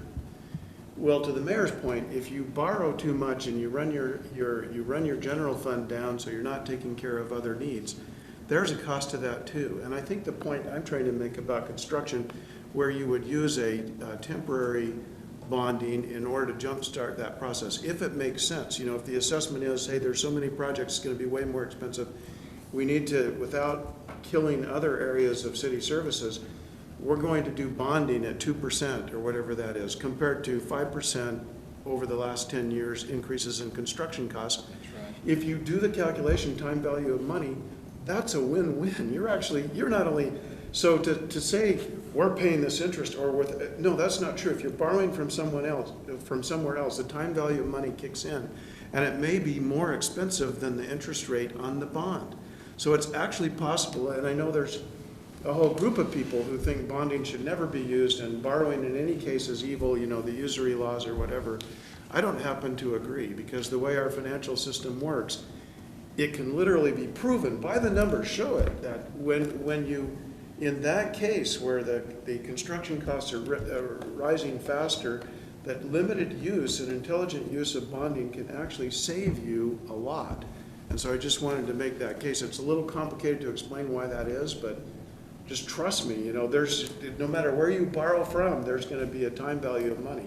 You take it away here, and the key point is that when you're talking about construction, that the arbitrage between the cost of the bond and the cost, increasing costs of construction, and also talking about the roads deteriorating where maintenance would be less expensive, is going to be far less than the cost you'll incur if you don't do it. And I think we agree we need to do it, right? Very well understood, and the principles that you're expressing are very well understood. It's the lottery theory, you know. Do you want $5,000 a month for the next 40 years, or do you want your 10 million now? You know, totally the time value of money. And I agree with you, Jake. I would just say, I mean, if this body wants to go for a bond, great. I mean, the core is, I'd like to see the roads get done, but I want to make sure there's a strong case that we use cash money first. And if it goes that direction, you know, let the people decide. I'd like to see a public hearing on the fee, bond. I'd like to see this room packed, and we have a great presentation on all this. But I just think we need to look at cash money first. You know, and I won't help lobby for a fee or a bond unless we're using every spare dollar that we have first. And I don't disagree. We're not, I mean, Dean has told us the general fund is over, what, $2.5 million, you know, in excess. So we're not hurting anything. What we're doing though is I will give staff this. Maybe staff feels a little hurt because maybe they want to use that $2 million to do this, this, and this. Well, guess what? The people don't. Like, Well, and that's so, where I disagree. So we need to make sure. I disagree a little bit. No, Because I don't if think we've so. got extra cash, that's fine. I agree with you. Use that first. And maybe we don't need bonding. Maybe the road fee takes, you We know, might you need have to run both. the numbers. We might, but But- cash money, if Well, my we're point getting is- more potholes filled, more curb and gutter with cash money with no But interest. if you're borrowing from other essential needs, then I'm not in favor of that. I'm not saying If we you've got are. extra cash surplus that you can Nobody's- use on roads, great. But I'm not in favor of borrowing from Peter to pay Paul. Nobody said we are, and nobody used the word borrow. So let's make some distinctions here. We're not borrowing from the general fund, we're spending it. It's gone. It doesn't Right. have to legally be But you're paid back. taking away It's the from other people's money. priorities that are also important. No, we're not. There's $2.5 million. I think he's talking about fund balance, It is- that that And we it's, and could, it's unknown future priorities. It's unknown, Is but- the other, is what you're really taking. I mean, so it's statutorily, we have to be at 5, that's the bare Percent. minimum. And we can be up to 25%. So we have to be at 5, we can be at 25. After the Pioneer Park transfer, I just asked Dean, we'll be at 14%. So we are right now in the middle of the road, if we don't transfer anything to roads, on where we can be for savings. Bare minimum, bare maximum, 525, we're at 14 right now. And so $1 million out of that would take us down to 7, 6, 7. That's too long. And you have to be at 5. At 5, if you're at 4.9, you're breaking the law because you don't have enough in savings. And 25 is, you're probably retaining a little too much from your taxpayers, but so that's just something to keep in mind. I did send Mike Blackman a message, and the building permit transportation, it is an impact fee, so it's not Good to something know. that we can, it's part of that formula. So it would have to, he just said it's part of the capital improvement plan that changes from time to time. So the argument about coming back, we were way up here. Now that impact fee, we were the highest. We were the one that, and now we're more in line because we took out the $20 million overpass. We took out Shorelands Drive. We took out the things that were built because we can't keep billing people for something that we've already. We just didn't replace them with the next set of needs. So That I- that's that I our don't job know. now to do. I don't We'll know. do it. I don't know that's. I'm not. I don't know. I don't know that there's more that we didn't. I sure hope that we didn't go through this 6 years ago and just only take out projects and not talk about future growth. I can't imagine. Well, the biggest sector of construction in town is the southwest quadrant of town, and it has the worst transportation, worst arteries and roadways. So there was, I mean, we collecting allowing all those building permits to go out, just cut the fees down to nothing, zilch, and, you know, all the infrastructure is struggling out there. Again, There's plenty of justification. It wasn't a cut of fees. It was a mathematical required adjustment of fees. Understood. Hey, we got to let Josh go. Are there any other final questions for Josh? He's I got he's 4 baseball something. games today too, man. What do you mean? What's your excuse? Main with the contractor. Thanks, Josh, for coming. Any? Obviously, else this you will needed to still tell us? be. Yeah, so I don't disagree with the discussion. If we don't have to bond, I'm not a huge proponent of it. If it works, great. If it doesn't have to happen, great. Myself especially, am cognizant of the impact that this can have on residents. I know there are people that live on fixed income, and this isn't going to be easy if this is what happens. To Councilman Adams' point, we want to provide a good service to people. And that whatever we do to make that happen, we want to decrease the negative impact of bad roads. And if we can decrease the financial impact, great. I don't know exactly how that happens. Everything in here is just options and possibilities, not necessarily what we think needs to happen. The utility fee, Farmington, some of the folks I've talked to there aren't in total favor of the way they structured it, some of it being tax, where that could be used for other things potentially, and that was the reason they did that, is, if we have another need, we can shift it there. I don't think that's a good thing to do. I think that kind of goes to what you guys were talking about, is people wanting to know, why am I being charged? And as long as it's locked in, like the Fruit Heights utility fee is locked in for roads, the tax is not locked in. I don't think I want it to go away, but I do agree that this is something that it can be a living, dynamic thing that can decrease as needed, can increase as needed. So yeah, we're open, we're flexible to what your feelings are as a council, and kind of take direction from there. So Thanks. Any sense for just which one of these options would be most cost effective in the long run? not without diving in and doing some sort of analysis on Kaysville specific. In talking with Fruit Heights, they ended up at 15 on average of what they were bringing in per month. They expressed, we wish that we had gone a couple bucks more. Yeah. And I think everybody will always say, we wish maybe it was a little bit more. But yeah, without really diving into a study and analyzing, situations, needs, things like that. That's the hard tough part, to but it say. is interesting to note that this 3.1 million in revenue is close to what the LTAP study recommended. For annual, Yeah. yeah, for the Yeah. next, Couple whatever it years. was, 8 years Just or one 10 thing, years or Josh. something. Yeah. When's the best time, like, for example, if you're, projects that we're doing this summer? The best time I would think to put them out for bid was probably last fall.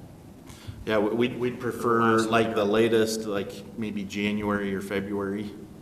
Yeah, To get because the those concern I out to have, bid. if we put things out for bid for this fall, I just know how it is in every business. You're already booked up, so, you're gonna charge a lot of money to be able, because you're gonna be paying overtime and everything else.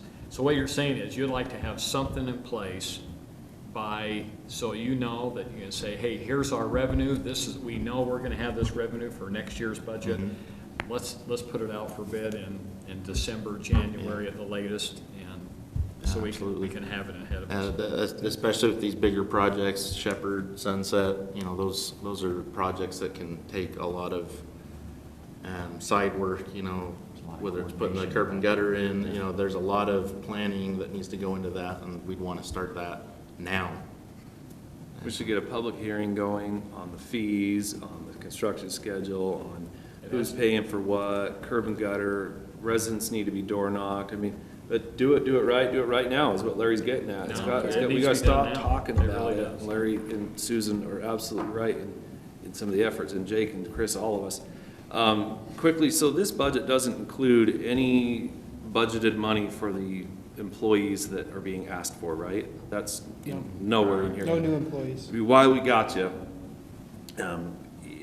in 2015, your department was at $600,000 in the personnel category, and the ask this year is $800,000. The tentative that Shane and Dean are looking at giving you is $734,000. But there's some massive increases. You're on the spot, you don't need to respond, but I think that's without the additional 3 employees. How come we've gone from 600 grand to an ask of 800 grand, and we're looking at funding 734 grand in just a mere 2-year window? You know, it's, Where are you looking at? oh, Public Works. First page on First Public Works. page, Public Works. Public Works tab. So it looks like personnel, I mean, in 16 actually spent 700 grand, and the actual looking so far for fiscal year 17 is 626,000. So over fiscal year 17 to fiscal year 18, the ask is about $175,000 more without the 3 additional employees requested. I'm just wondering, you know, are we in check? What's going on? Well, that You know, $800,000 does count their ask. for the employees? Yeah. I was just told it didn't. So compare The 626. department request column has that ask, Well, not the the 626 is current year, the year's Yeah. not done yet. Yes. So is that cumulative, or is that pro rata? So that does include the 3 That's current employees, year budget. the That's just 797. Oh, current year budget, okay. Fiscal year 17 is current. So we're saying that 3 employees would only cost us like And there are a couple $60,000 things. bucks? No, no, no. If they Maybe get they're 3 going on, it employees, could be that's. That's reallocation the of cost. cost. Yeah. And without them, it's this. Yeah. How do you get 3? The difference of that is only 55 grand. Sorry. So how do you? I don't think anybody's hearing for you, Dean. Roads, I think there's 1 requested employee for the roads department, Only 1 for them, not not 3. 3. So their request. was One for roads, 1 for water, 1 for stormwater. So to your point, So that, no. the money is spread out among several different It may revenue should sources, read 1 new full-time. right? Several areas. Well, yeah, because this is saying 3 new full-time right here. Yeah. 35. Yeah, all 8 of those 35. employees are. This is just general The fund, portion of right? They're that not all employee coming that in was this. charged to, This is roads. yeah. Anything else? It's still a huge increase. The graph is still without the employees climbing rapidly. Are we above market pay or whatnot? So just food for thought. I'm not sure Kaysville's ever been above market rate, but. Oh, I don't, Yeah, we are. this is just a question, and I don't think that you need to stay for it. It's just, Thanks, Josh. Thanks, Josh. so, That's an open door, Josh. yeah. Somebody gave you the out. So if we were to go the fee structure way, it sounds like that's most likely the scenario here. Is there a way that for those who are on low income status, that they can get some kind of a waiver? Or is that not a feasible thing that you do? I mean, I'm just trying to cover that aspect of doing it this way. Maybe where the flat fee comes into play, like $5 a month. Yeah, where, so, I don't know, it's just a question, you don't have to answer it now, but something. I mean, and that's the real debate, even with C-Road money, is does the legislature raise sales tax so that everyone's paying for it, or do they raise the gas tax so that those who are pumping more gas are paying more tax? And you would think that sounds really simple, but as you can see, it's practically impossible to get anything done just because of this very same debate. Whether you use, I don't know how we use DMV records, because, if I had 5 cars, I might just get a PO box in Layton, and That's and exactly know what I that, thought know that too. you won't have to, know Or that you maybe have it's to do it. licensed in Idaho because you have a home up there. I remembered, People will do that. People can hide just it. because I think something like this will come up. This is from March of 2014, but it's Clinton City. And it says Clinton City is considering a 38% property tax increase for the fiscal year of 2014-15. Even though Clinton's fortunate, then it comes down here, it says, it is for a singular purpose. The tax increase is for street repair and maintenance, Cup told the Standard Examiner. And so you do have a sister city that, at least in the last 3 years, raised taxes 40% just for roads. And I think we'll at least have that question. So why the fee, and that's probably why it'd be good, and that's all I'm asking. I'm great, whatever council wants to move forward with, we'll move forward with. Just read this article that Dean has too, so that you're at least prepared to ask that question, because I think we'll get it. And then how you make it fair. A tax increase technically is fair, because those who have smaller, or even if there was a way to tie the road fee to property valuation too, but then that really is the tax, so, then. But then calling it a again, fee. big entities that have impacts on roads, like churches and schools, wouldn't pay any if it's all property taxes. So it's gonna be. So, yeah. I was gonna say, but the argument on that too is because then if we say we're gonna call it a fee so that we can charge the schools and the taxes, then they're gonna probably come back and say, excuse me, we're tax exempt. We don't pay taxes because we're tax exempt. They're not Now fee you're- exempt. Now you're just, and that's what Dave It's Church says, exactly- isn't it? that's true. That's exactly what he That's- says. Now that's you're just true. trying to call it a fee. You're trying to so that get you can make around us- the taxation. So that you can make us pay it when we should be exempt. And Layton doesn't make us charge a road fee, and Clearfield doesn't charge us a road fee, and now Kaysville. I see this. All I'm saying is, make sure we're taking a step back so we're ready, because it'll be those tax exempt entities who would say, we don't pay fees for that in their area, because based on a statewide average, that's not a fee, that's a tax, and Kaysville's trying to call it a fee. Wow. We just need The to be. alternative is, Need to be prepared. we continue on with the crappy roads we have. So And- what's the greater argument? And I- it's I- also, I it don't also think could it's be that said, simple. I don't think it'll be simplified. I'm not worried about politics as much, perhaps. well, it'll also be said that, schools, where do they get their monies? That's They what I get was their gonna taxes. say. They're getting theirs from Can they taxes. be Where do charged a churches fee? get their monies? From their members tithing, or whatever. I mean, everybody's paying it all anyway, right? Yeah, In it's the all end. coming from the But same But it- pockets. Dave does have a good point, though. No matter what you did, if you raise taxes, if you raise a fee, can you imagine going back to the city after the 100% property tax increase and asking for another property tax increase? I wouldn't go that route. So the point is, no matter what way you try to fund it, people don't want to pay more for the service. But I think the one difference about roads, because we mentioned, well, why not have a police utility fee or a fire utility fee? But you've got to look at clearly the easiest thing for people to imagine is if I've got water flowing into my house and there's a meter there, okay, that makes sense, that's a use. No one, they might complain about how much they're getting charged, but they're not complaining about that concept. Same thing with electricity, so that's very clear. But if you look at roads, yeah, it's a structure, but you are using it and there's a pretty uniform use across the board. And there's also precedent for these types of user fees, even within the state. And there's also toll roads across the country, which are a pain really, because you've got to stop and pay a toll. But my only point is, there's a precedent because it makes sense, although it's not quite as clear as water flowing or electricity flowing. There's a use there that you can, so there's a substantive argument behind the political argument for charging a user fee for roads. Whereas there really isn't, and it doesn't make sense structurally to charge it for other kind of Entities. overhead components. And you think about this, one of the highest tax states here is New York. And if you travel to New York, they have the crappiest roads. I mean, they're horrible. And tolls. So raising taxes is not a guarantee of good roads, even if that's the initial reason.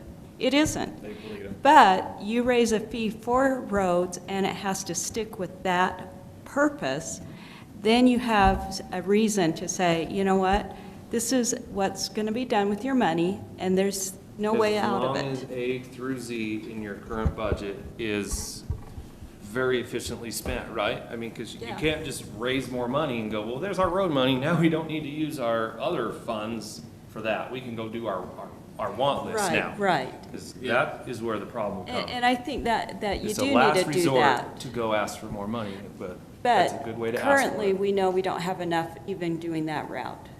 We still have to, there's a shortfall. And we have to decide how we're going to, if we want to go through with taking care of our roads, which LTAP study has shown we need to, then we need to decide how we're going to fill that need. The other aspect is how much construction can we handle a year, right? Do we need to raise 5 million now? can we handle that much construction in 1 year? That's a on really road good project? point, yeah. Or do we, are we balanced at maybe a 1.5 million? I mean, Right. Burton Lane was around 400 or 500 grand last summer, I believe. We're looking at 400 or 500 grand again for Burton Lane East. So I would say we could easily handle 3 times that load on a big project or greater. Yeah. So, you know, but you look at it with $1 million out of the general fund, with 1.6 million in the C road funds already, there's 2.6 million right there. You know, we need to allocate it to how much we can handle per year. There might be some cash on hand already that could handle the first year. Yeah, and that would be the decider, basically, on like how much you need to borrow either from general fund or whether or not you would need to do bonding, because if you say, well, we couldn't even handle that much construction, then obviously you wouldn't want to do it. On the other hand, if you could save a lot of money by doing certain critical projects now, then maybe it's worth bringing a little cash in if your capacity can handle it. Yeah, and anybody who's feeling this is belabored, please understand that we've been advertised for 3 months now that there's a big road discussion coming in this meeting. And I mean, there was a 2-minute presentation here. So if anyone feels this is over-labored, there's emails that this was coming, and I thought this was a big road day. So if anyone feels that this is, we're I don't going on think too anybody's long. disagreeing with the discussion. No, and one thing we need to remember too, especially when we're putting a fee in and stuff like that, the people are gonna see the fruits of it. I mean, you know, yeah, they don't like that fee. They're gonna drive on it. But you know what, Boom. 6 months down the road, a year down the road, they're gonna see roads getting repaired, and they're gonna say, wow, All across the city. look at the benefit of this. Yep. And, Yep. and then that initial resentment, I think is gonna start fading away. It's instant gratification when they start to That's see that right. new asphalt going And down. I can't help myself just because, it's because the messaging, I end up usually being the one to publicly respond to the messaging. You're the That's lightning why- rod. that's You're the why- lightning rod, that's for sure. That's why I keep on doing these things. And that's why we're happy. I think the takeaway has to be, we are exploring a fund, because if the thing is, we are moving forward with a fee, and that's the public statement right now, we're not ready to answer all the questions of what that means. No. That's true. I just asked Tina, I said, so does that make this, what, a transportation utility fund? And the very first question that those who are very against utility fund transfers are gonna be, yeah, right, you're gonna collect $30 a month from me, just so you can take a loan on the transportation utility. We gotta make sure that's restricted. We gotta make sure it's restricted, because legally, you can borrow from, we can't from the power fund because of Prop 5. Any other funds you can borrow from, and that's gonna be a question. What's that, you know, all I'm saying is if the messaging, it sounds like we're headed in that direction. The council is exploring and is very interested in exploring, implementing and then when we get the questions, well, what about interfund transfers? You're gonna block that? Likely, but we haven't gotten to that point. What about equal opportunity for people who don't use? Well, we understand that, we're working on that.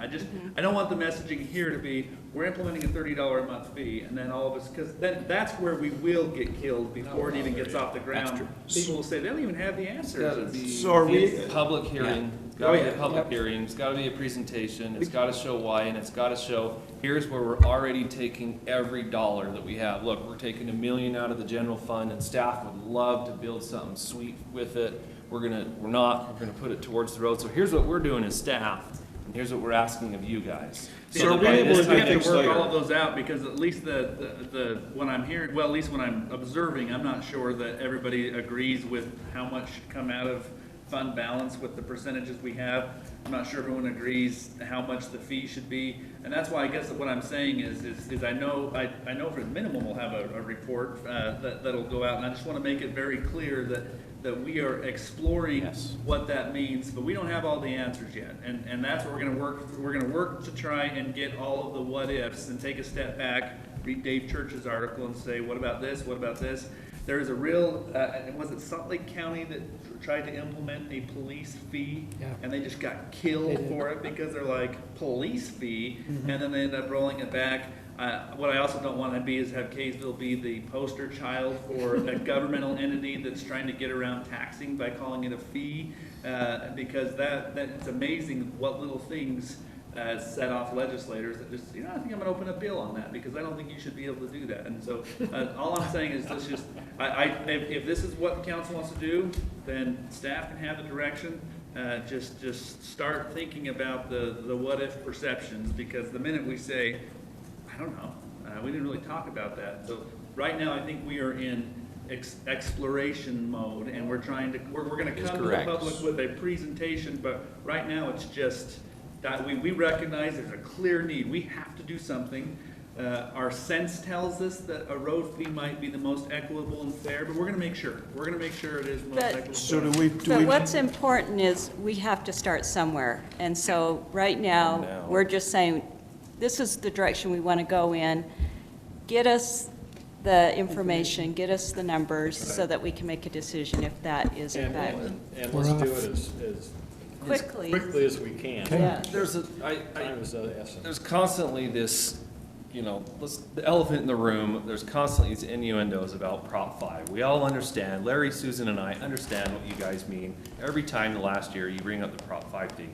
Okay, that's great, but how about if we're gonna do that, I wanna bring something up that it does tie in. Before we leave this other When you topic, have- Dave, yeah, I'm not sorry, I leaving did have it. a I question said it on ties the in, I'm road. not leaving it. When you have $2 million or several $1 million in excess in the general fund, okay, well, how come over the last 5-10 years, all of a sudden, during the middle of budget season, all of a sudden the city manager, not you, Shane, but although there's a few instances with you, oh, we have money for that, we'll find the money for that. So if we take that general fund money and apply it to a core need for the citizens, and all of a sudden a windstorm hits, and we're not like, well, yeah, we'll just pay for that, we got the money. It makes us work a little harder, right? It makes us go, no, we need to get out, residents, we need to handle this on our own, we need to clean up this windstorm on our own. We don't have that money, because we're using it on the core needs.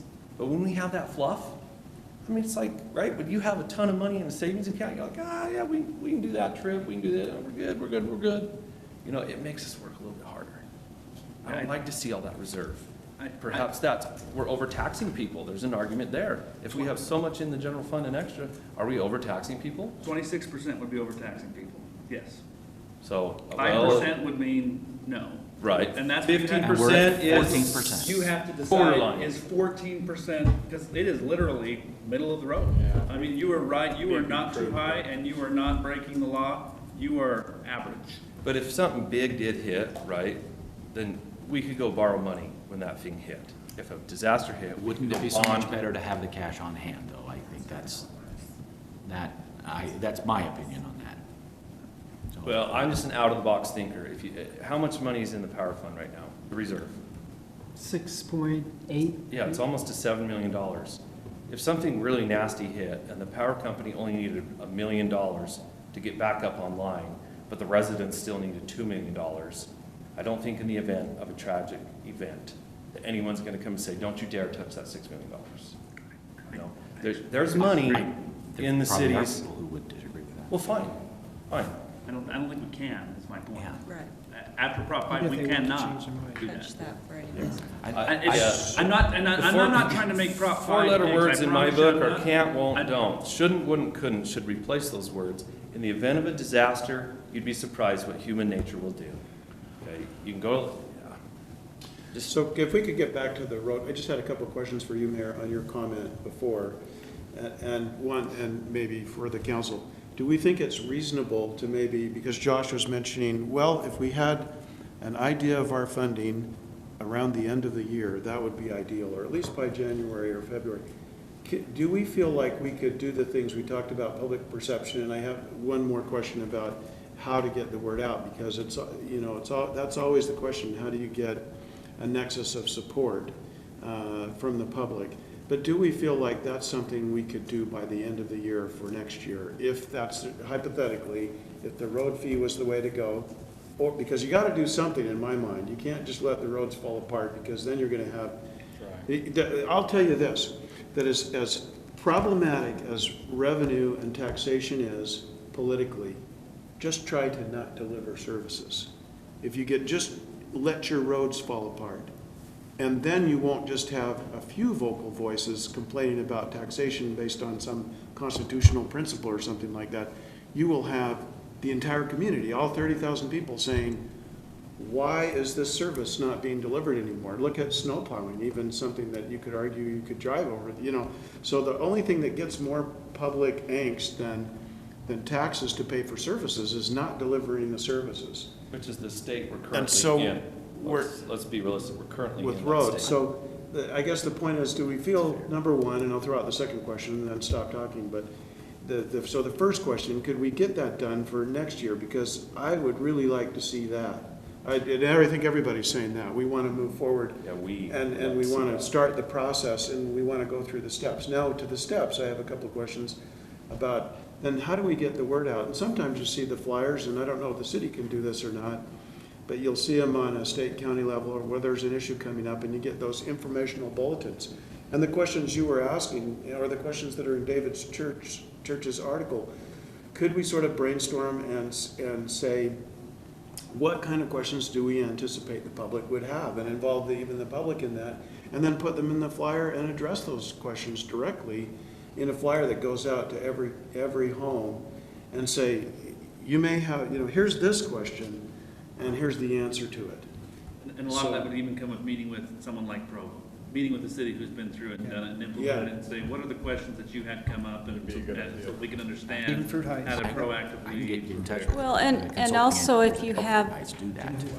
If you have a series of like open houses, question and answering, to build it up so that the public knows exactly what's going on, because I think more than anything, it's when they don't know that you have problems. We recently had that election to pass, was it Prop 1 for UTA, and a small amount was going to Transportation roads, but they did a whole push that Prop 1 was good for roads, and it passed because people believe in taking care of our roads. They know how bad they are. And that's why I think if we let people know, I think you're going to see that this is going to go well. Communication is going to be crucial. I agree. Exactly. The fault, and I've said this once before, the fault that I saw with Prop 1 is the expectation. Yeah. Someone I served with in my falsely colleagues said, advertised. Hey, that passed, I'm delighted. Does that mean Crestwood's finally gonna get redone? We got $250,000-$300,000 from it, and it's like, it probably will in like 15, 20 years. It means we'll yes. get better bus service and track There's other service. places, But many people just assumed that because the way that was messaged and the expectation, I think it was good, and I think it was needed, but man, it was like a drop in a gigantic bucket of what was needed. We needed that, we need gas tax increase, and again, it's all that T word, so no one Yeah. wants to use it, even in the legislature. But I just think that's a lot. good example to show people want to take care of the roads. They really believe in that. And we can so. talk specifics about what this will mean to Sunset, to Shepherd, to the roads that are in our community. And you look at this, nothing's more gratifying even to having the roads done than to say, look when your road's going to be done. These are what we're doing this year. This is what we can do next year. This is what we can do the year after that. Because we can still, we'll move forward with his list because that's, hopefully Something has that's to what will happen be this year. budgeted. Yeah. But how much more are we going to be able to provide for him? Right. Well, and, Shepherd, Sunset, it's really your only, not your only, but it's your main navigation through the whole west side of town.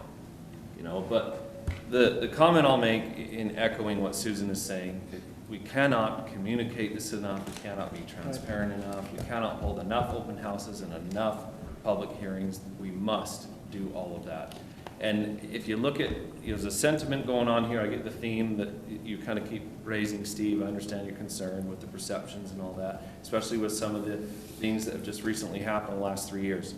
Another elephant in the room is the police station. So if we kind of mirror that a little bit, well, we look at that and we go, okay, I don't think anybody ultimately was against a police station, okay? And I'm not going to digress into all those arguments.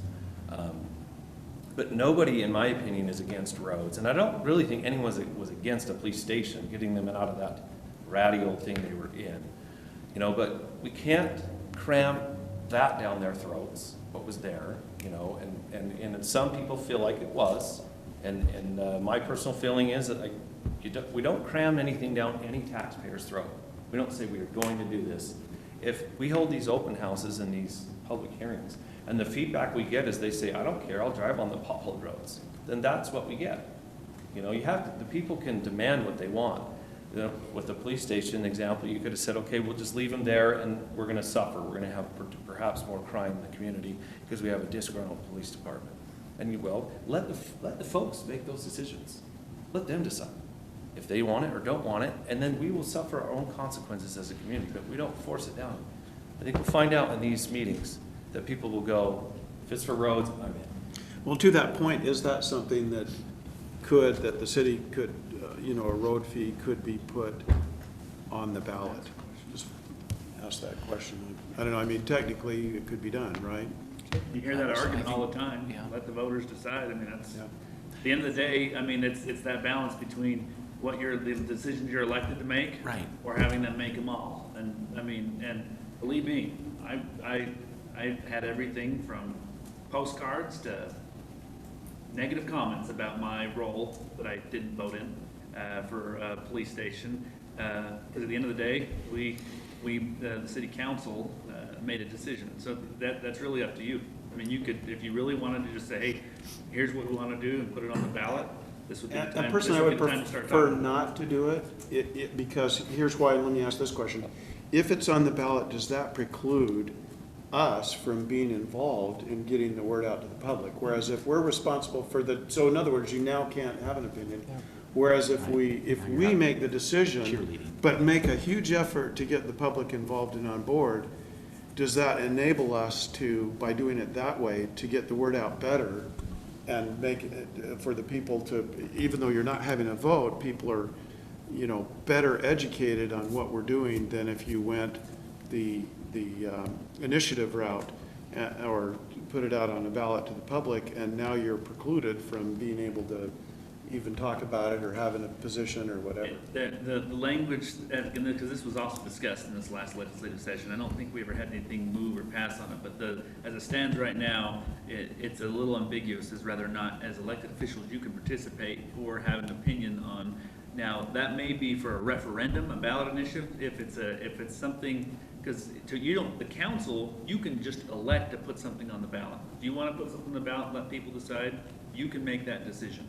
A referendum can come if you make a decision and the residents don't like it, then they can force your decision onto a ballot. And then the third part of that is, if you're unwilling to make a decision, they can do a referendum and put it on the ballot. So I don't know if there's a nuance, if it's something the council opts to put on the ballot, then you're restricted. You can't, in your official capacity or on city, with city means, advocate or campaign for it. So we couldn't write a newsletter article and say, here's why you need to vote for this. But then again, you've even got to decide if you wanna send it to a vote.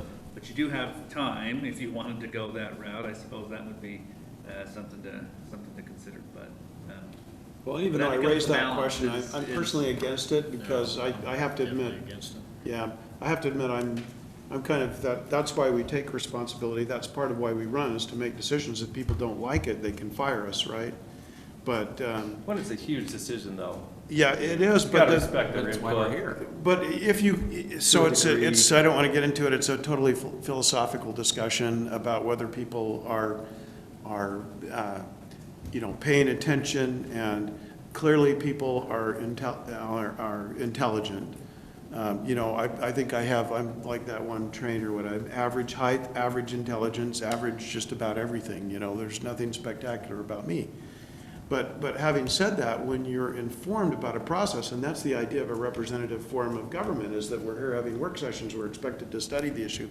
Most people are taking care of their families and their careers and all those things. And so if you're going to put it out there on the ballot, I think it's like the question is, are people really making the decision they're thinking they're making? So if they knew, for example, that, well, gosh, this is my opportunity to have better roads, and if I don't vote this way, it's going to be far more expensive down the road, and eventually I'm going to have to pay for it, but I'll pay much more, like 5 years from now.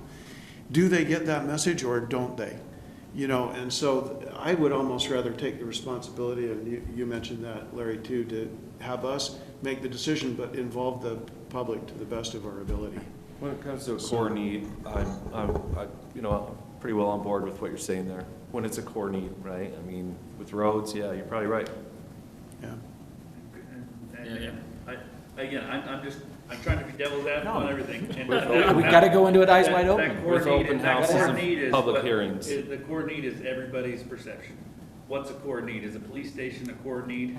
is snow plowing coordinated, is roads coordinated, is fire department, or 3 fire department employees. You're gonna love me, but is it a core need to pave the roads in gold or pave them with oil? So, I mean, you figure out that riddle. I mean, okay, there are core needs, but what extent of the core need, do you pave them with gold or oil? I'm I'm not gonna suggesting say we do anymore. anything with gold. I'm not- So, I don't think that would probably be responsible with. I'll have some information for you. I know a city down south that went through this very discussion. And they had the council, made the decision, and it was a very popular decision to get it done.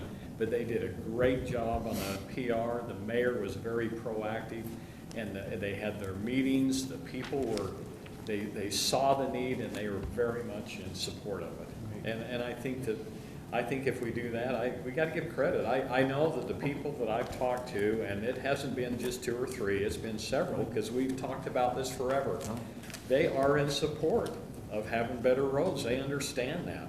In fact, I know that Dave and myself, we ran on that platform. That was a big thing. And everybody was in support of that, because they know that there's a need.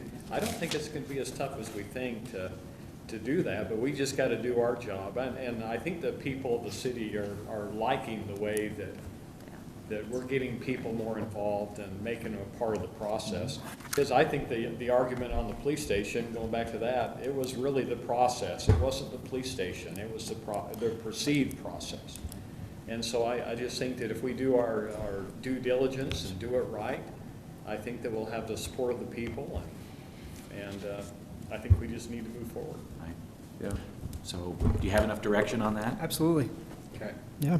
I look forward to that discussion, because I think that's You good with that, gonna be Mayor? good. I am. You got and- Chris and- kind of moving it along. I'm I'm wondering not- how you feel. well, You're the mayor. And I'm not, and I know Larry didn't mean this to sound, but he mentioned, and the mayor did a great job.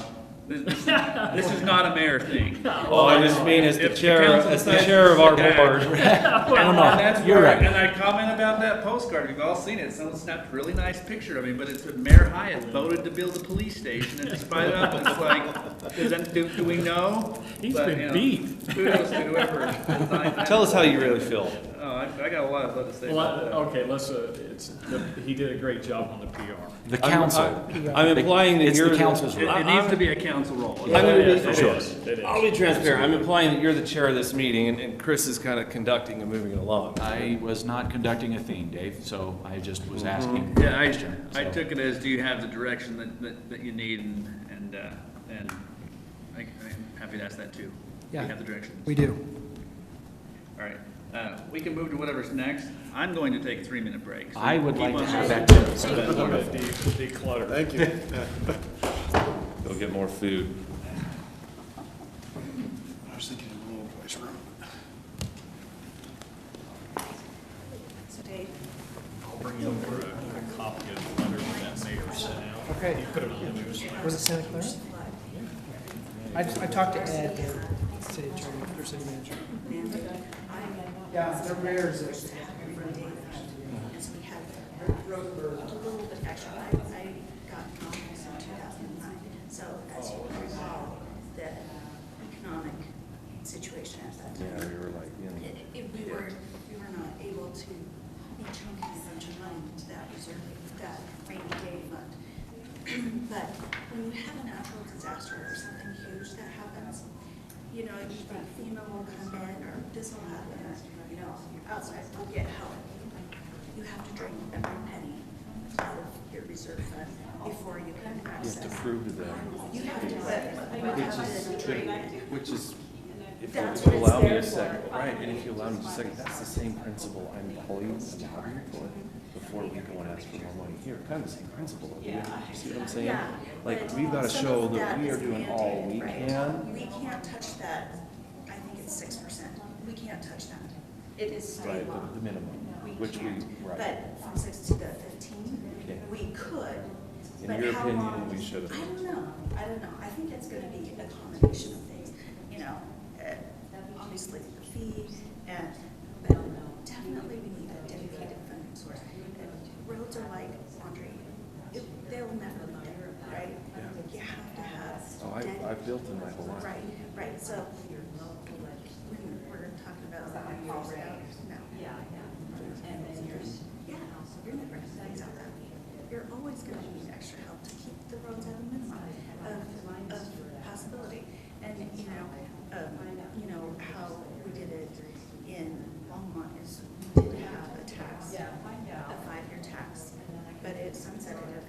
years. So people had the opportunity to come tell and say, you know, are you doing a good job? I'm like, you know, but after the first 5 years, everybody was fine with it because at the beginning, the city could say, okay, here's what we're gonna do this next 5 years. We're gonna do this, this, this, and this. And then when it was about 4 years, we're gonna put it on the ballot again, came back to the people and said, here's what we did, this, this, and this. We were able to leverage that money and actually do this, this, and this as well. But, you know, this is a way to do it as well. But I think that having a dedicated funding stream for roads is absolutely, it's long. We're never going to stop rushing into it. We're never going to be done with roads. So you have to have a plan in place going forward of how you're going to do that. Because you're not, you know, I would love to see it how it is self-funded, you know, it is funded fully in perpetuity without having to add in money from general fund monies, right? So, but in extreme circumstances. Like what we're in now. Right, yeah. Do you think it's a way? And as far as, we do need to, from my perspective, the city runs very, very in, I think that we're eating our own seed corn in some areas. We're getting behind the 8 ball. Like you want more employees? There are, I think we've seen about, which just not,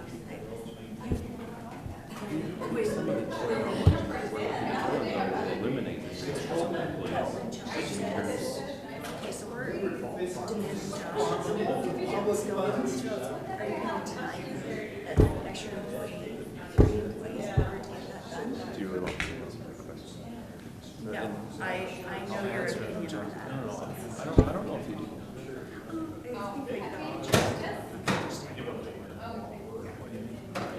I think we got the gist of your concerns. Works on Thursday in your explanation of what happened. So, I don't have enough information, so I'm not gonna weigh in on that, but I understand What I'm your saying. point. Well, thank you. I'll appreciate it.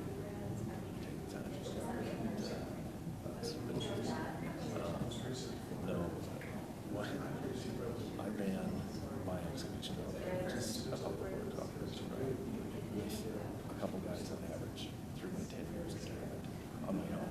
And we must. I'm just saying, I can't get behind 3 more guys when a guy who actually lives by you, he will never have but he, because he's a trust fund baby.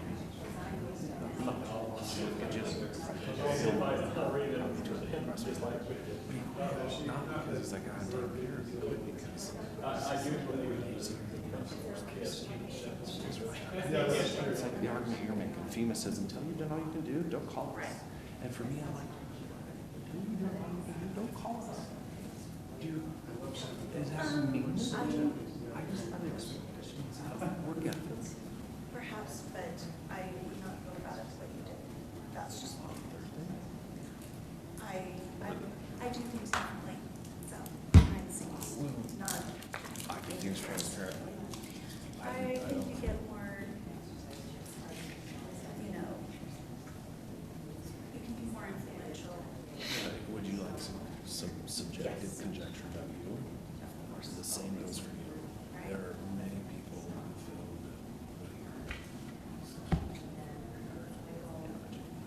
and you have support. You have support on this. Beyond that, you could use some tuning too. I'm not being mean. No, you know what, and We both can do tuning. I feel very comfortable with the way that I I feel very my comfortable with the changes business. that have been made in town. So, and I dare say they would have been made without people. So I feel very comfortable. The city is changing.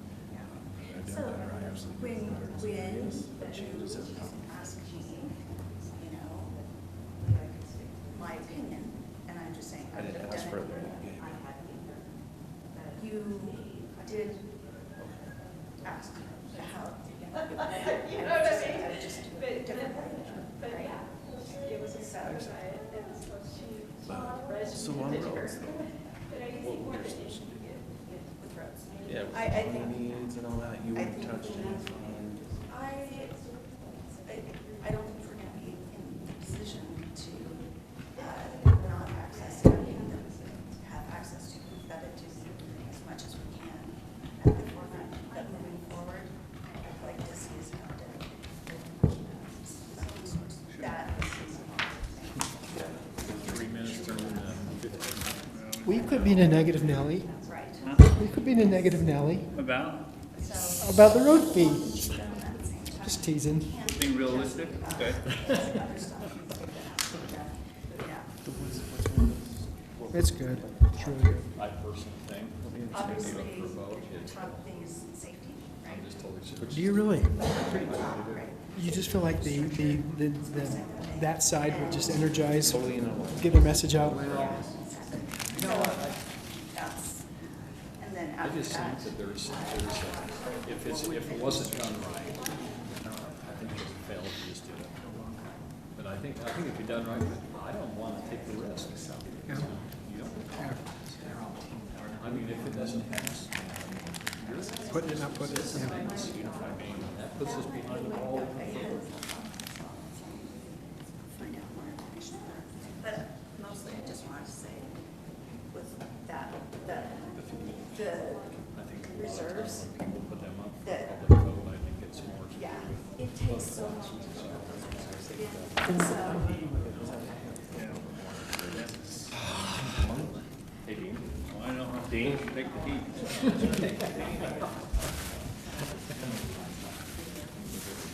Is there a lunch, or are we planning to be out of here before noon? No lunch. So No if it's lunch? 1 or 2 o'clock and you're still hungry, sorry. There is no lunch? No lunch. What he's doing is he's forcing it. I'm wondering whether or not I should grab one of those. I'm sorry, that was done by design. I know that several roads are 4 years. primary focus. That seemed like that was also our primary focus. Yeah, it's a road meeting. The general. Yeah, I mean, it's a budget meeting, but I'm just saying, I wouldn't that more complicated in one meeting. It shouldn't be. We have enterprise funds and, You know, we could do it like the Russians. They used to feature all kinds of planes, and then they would never let you use the rest. yeah, that's how you get your meetings done. That's right. No more bathroom breaks till the meeting's Just one over. more idea on roads, since we're not having lunch, I'd like to hereby donate my, whatever would have been spent on my lunch to roads. Oh, right. You got it. One more chip in the chip seal. That's right. And, At least Mayor, 5 I'm chips. gonna go ahead and rip this open now while we're not talking. but then, that might not be drastic, but still, maybe it's not a disaster, but maybe, budget enough for salt for roads. Then you got nothing, right? And there's nothing you can do. What if you have, like, was it Sandy with the Public Works building burned down with their? Insurance. Okay. But in Yeah. the interim, Right. you might get some money. But Exactly. 10% might. I don't know. Cameras aiming right at me. Yeah. Oh, you're talking about Cinnamon. Those two things cancel each other out. What are the regulations on the 5%? Right? Yeah, I was gonna say, what's this? When do you touch it? Ah, yeah. Good point. You get, My, You got a special Larry's moonshine no, it's thing going? it's like Texas, you know, Probably pull out of that, Super colon blow or whatever? yeah, stuff like that. It's okay with the sleep machine. yes, Colon cleanse? yep, that's great. Organic. Just don't use your healthy food to hide your unhealthy food. That's not right. It's gotta have a lot You of stuff in it. know, yeah. If you drink this, then you can eat that. Oh, It's just like the little Staley's Market down in West Kaysville, or West Lake. She told me that people that drink diet drinks, every one of them will eat a Twinkie. yeah. Right. But if they just drink the. I if need they a just Big drink Mac, the- if they large just drink the fry. Coke, they don't eat the Twinkie. I saw that, or it was on a comment routine. It was I think it's true. Get a Big Mac, large fries, double bacon, and a Diet Coke. Yeah. I want to drink. That doesn't make much sense.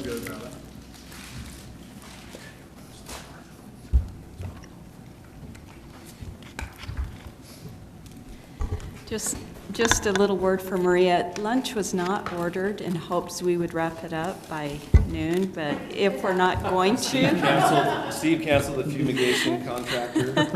So if we're gonna go a lot longer and you want lunch, we need to let Maria know by like 11:30 or 11?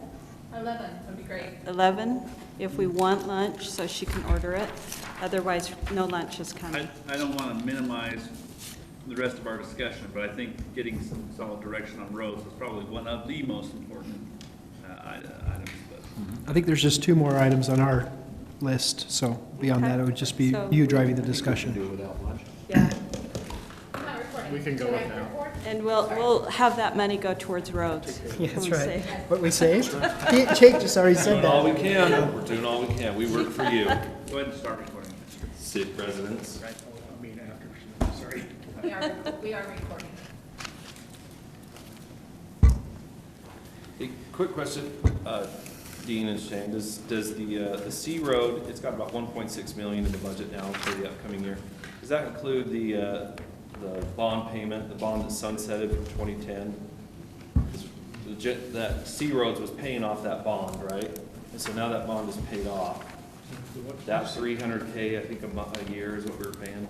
The 1.6 includes the 995,000 of C-Road monies anticipated for next year, $250,000 of local active transportation tax that we anticipate for next year, plus $365,000 from carryover restricted money from prior years. Oh, C Road money that wasn't spent in prior years. That's the 1.6. And so it's 1.6, and that no longer bears a $300,000 burden of a bond payment, right? Yeah, the bond has been paid off. So that's good. So this Yeah. year, we've got more to work with this year. No debt load on that is what I'm getting at. Cool. But it's really what we have is 963 plus 250. Right, year after year to count on, yes. And that kind of transitions us pretty well into a little bit more detail about bonding. I think we have some pretty good guidance. One of the things we want to talk about was bonding for roads. I think we've kind of gone down that road. Sorry, no pun intended, but I know. But Dean's maybe going to take over here and talk a little bit about some 2 opportunities, including Pioneer Park and maybe a refunding opportunity with the police station. Use this one. Terrible. You open it, you have to drink it. I do, yeah. It's an act of desperation. I opened a diet soda and I feel like it's delicious. I don't understand what any of you do. That just makes no sense to me. Thanks. Susan just said you open it, now you gotta drink it, so. That's why I got this one.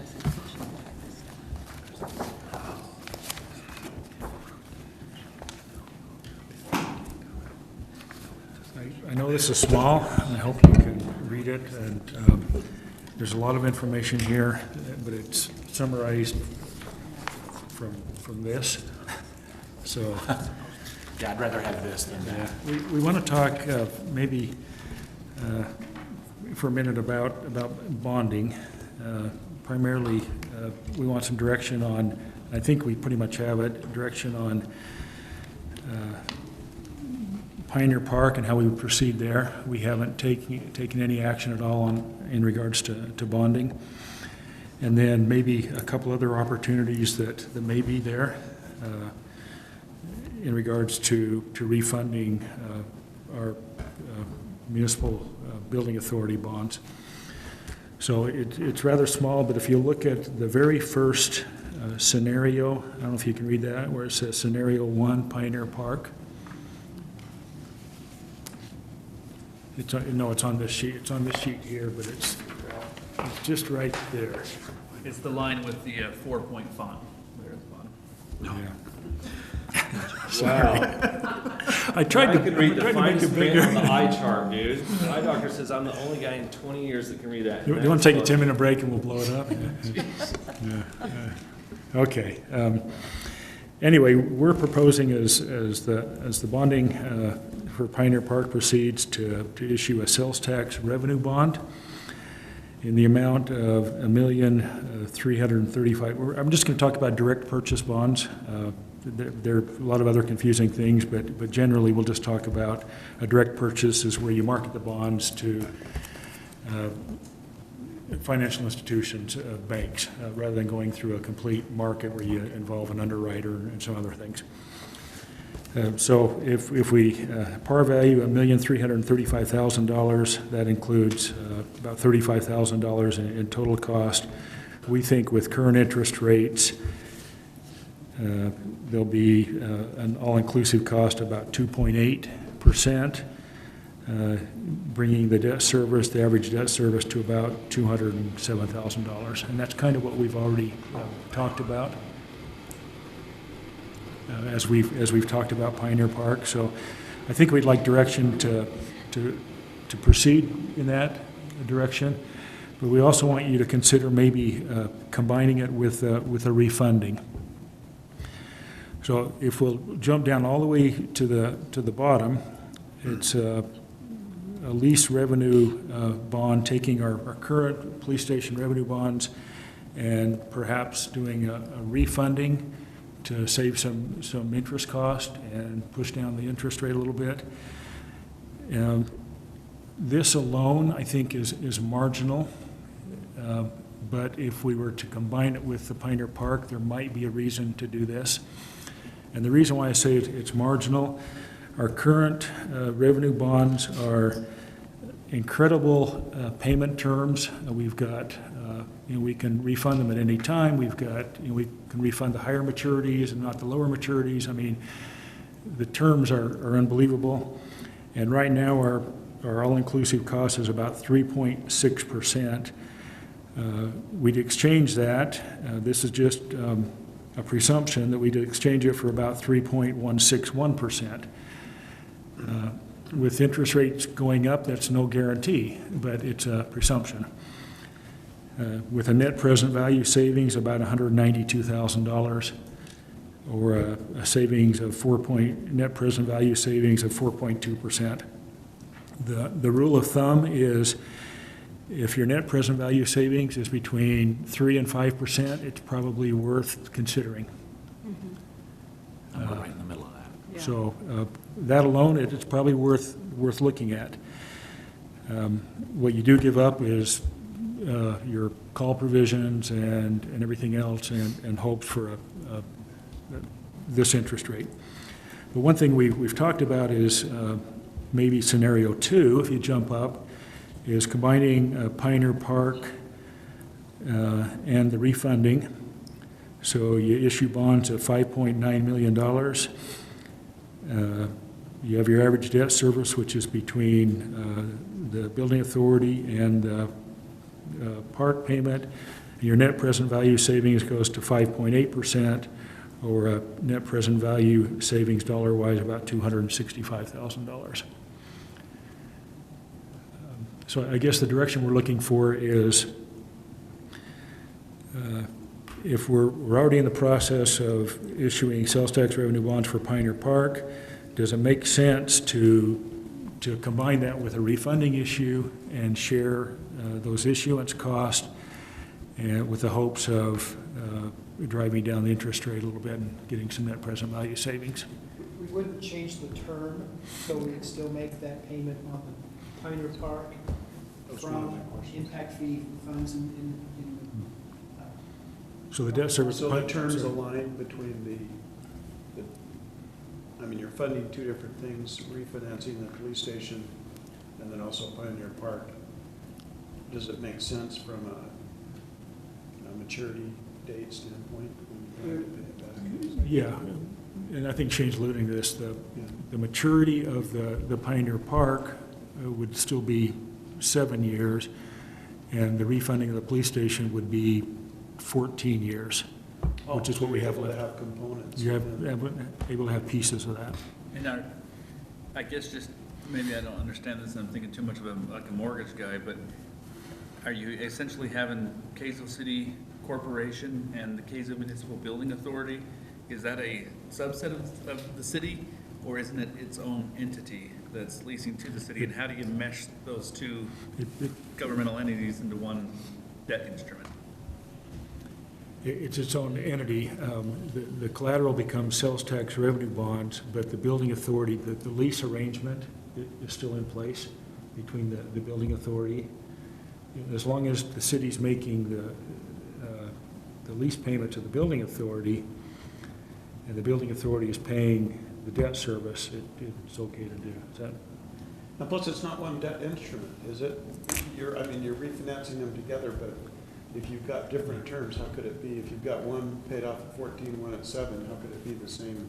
It's the same debt instrument with, so you pay Just debt service at a higher amount for the first 7 years, and then a different amount the remaining. Got it. So what's the distinction between, I'm not sure I understand what's the distinction between the bottom line on MBA lease revenue direct purchase and the second line you referred to with a higher net present value savings that says sales tax. I think it's the fourth line down, sales tax revenue direct purchase at 5.9 million par, whereas the bottom one's 4.6 million. What's the difference between those two? The combining Pioneer Park. Yeah, On the it's second Pioneer. So the scenario is bottom, combined. so the bottom bottom one line is of just is refunding. just Just the refinancing. refunding. Okay. Just the refunding. And so even that, just alone would be. It's worth considering. But when you combine the two together, now you're talking even well above Almost the 3 to 5 6%. range at 5.8, assuming that the interest rates don't go up before you're able to So I close. think there are three issues here. Do we go ahead with the Pioneer Park on its own? Do we go ahead with the building authority refunding on its own? Or do we consider combining that, Pioneer Park and the refunding together, and proceed that way? Well, it looks like, a no-brainer to save that money unless there's, what's the downside? You lose the call feature. So in other words, you couldn't, by that, you couldn't refinance it again, or you couldn't. Depending on what the terms are. Can we be specific with what we'd like to see in those? We can say that we want flexible call options, we want to be able to refund after 5 years. Typically in the market, it's 10-year no call. But right now, we can pay it off, the whole thing off today. Right. That was what was so unique about what we negotiated, or what we got, was because, clearly, we don't have money to pay it off today, but I recall that being totally, a very, was it Bank of Utah who issued it, and that's not the norm, that we could pay it off at any time.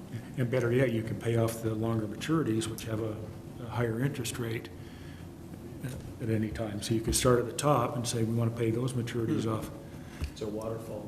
Yeah. And maybe it's just a perception issue, but there's, to the average person, and maybe I lump myself in that, who wouldn't really understand all of the mechanics that come with this, the idea of just in some fashion meshing Pioneer Park and the police station debt together, just, and if this $265,000 in savings is legitimate and guaranteed, but what I thought I just heard you say is that would be the best case scenario.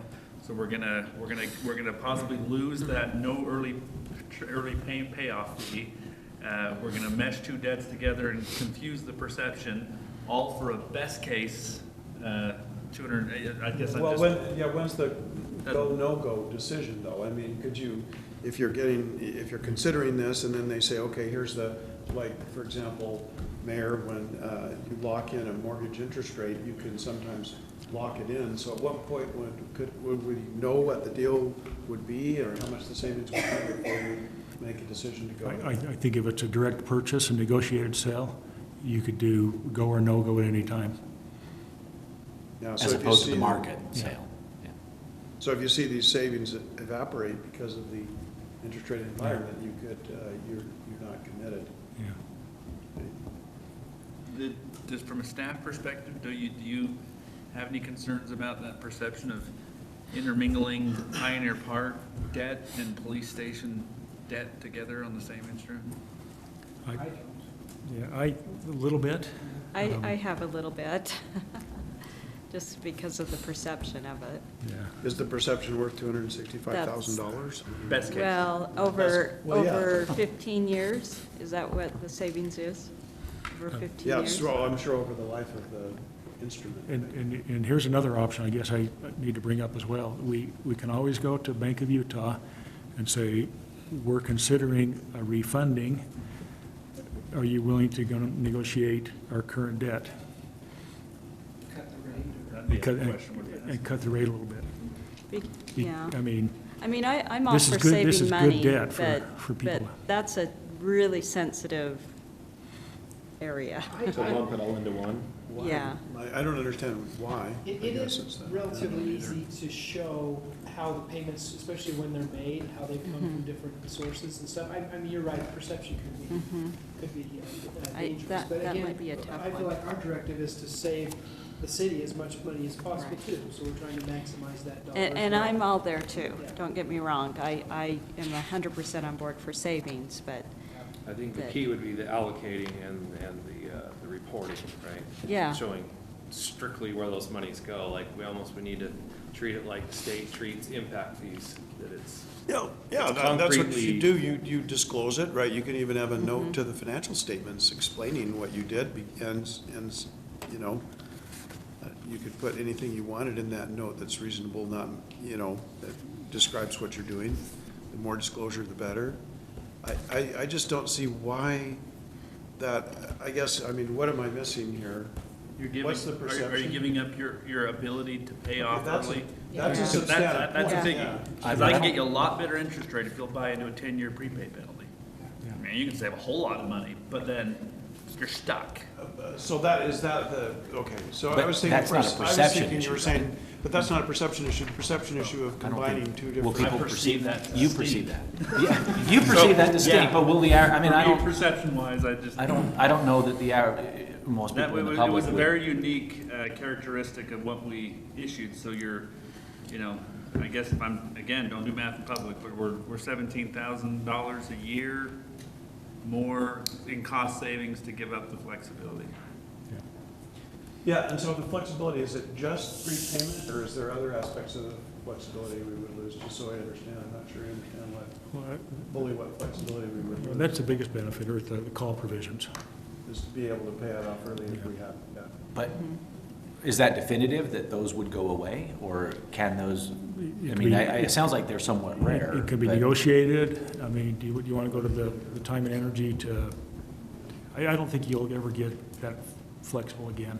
I think they'll want some kind of protection, either 5 years or 10 years, or, And the beauty of this too is you don't have to go through a whole new negotiation process, right? Because it's the banks that are buying the instrument or refinancing it, so. So tell me exactly what amount we would be bonding for the Pioneer Park if we did the refunding method versus just doing it on its own? well, the Pioneer Park alone would be $1,335,000. If you combine Pioneer Park and the refunding, it'd be $5,920,000.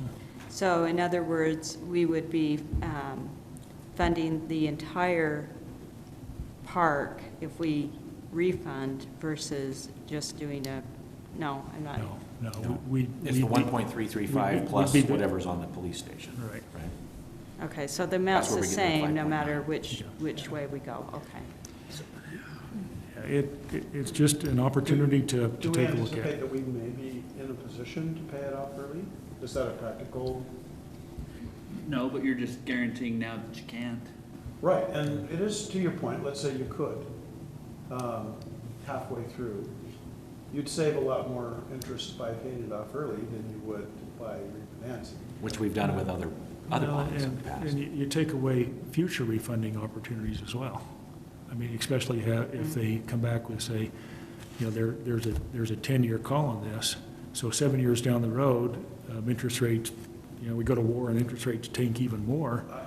We- Yeah, that's possible. I'm not terribly worried about that, just I mean- because it's kind of hard to imagine that, I mean, maybe we could But if you look at your chart there, I The mean, averages, just a year ago, it was down probably, what, 40 basis points?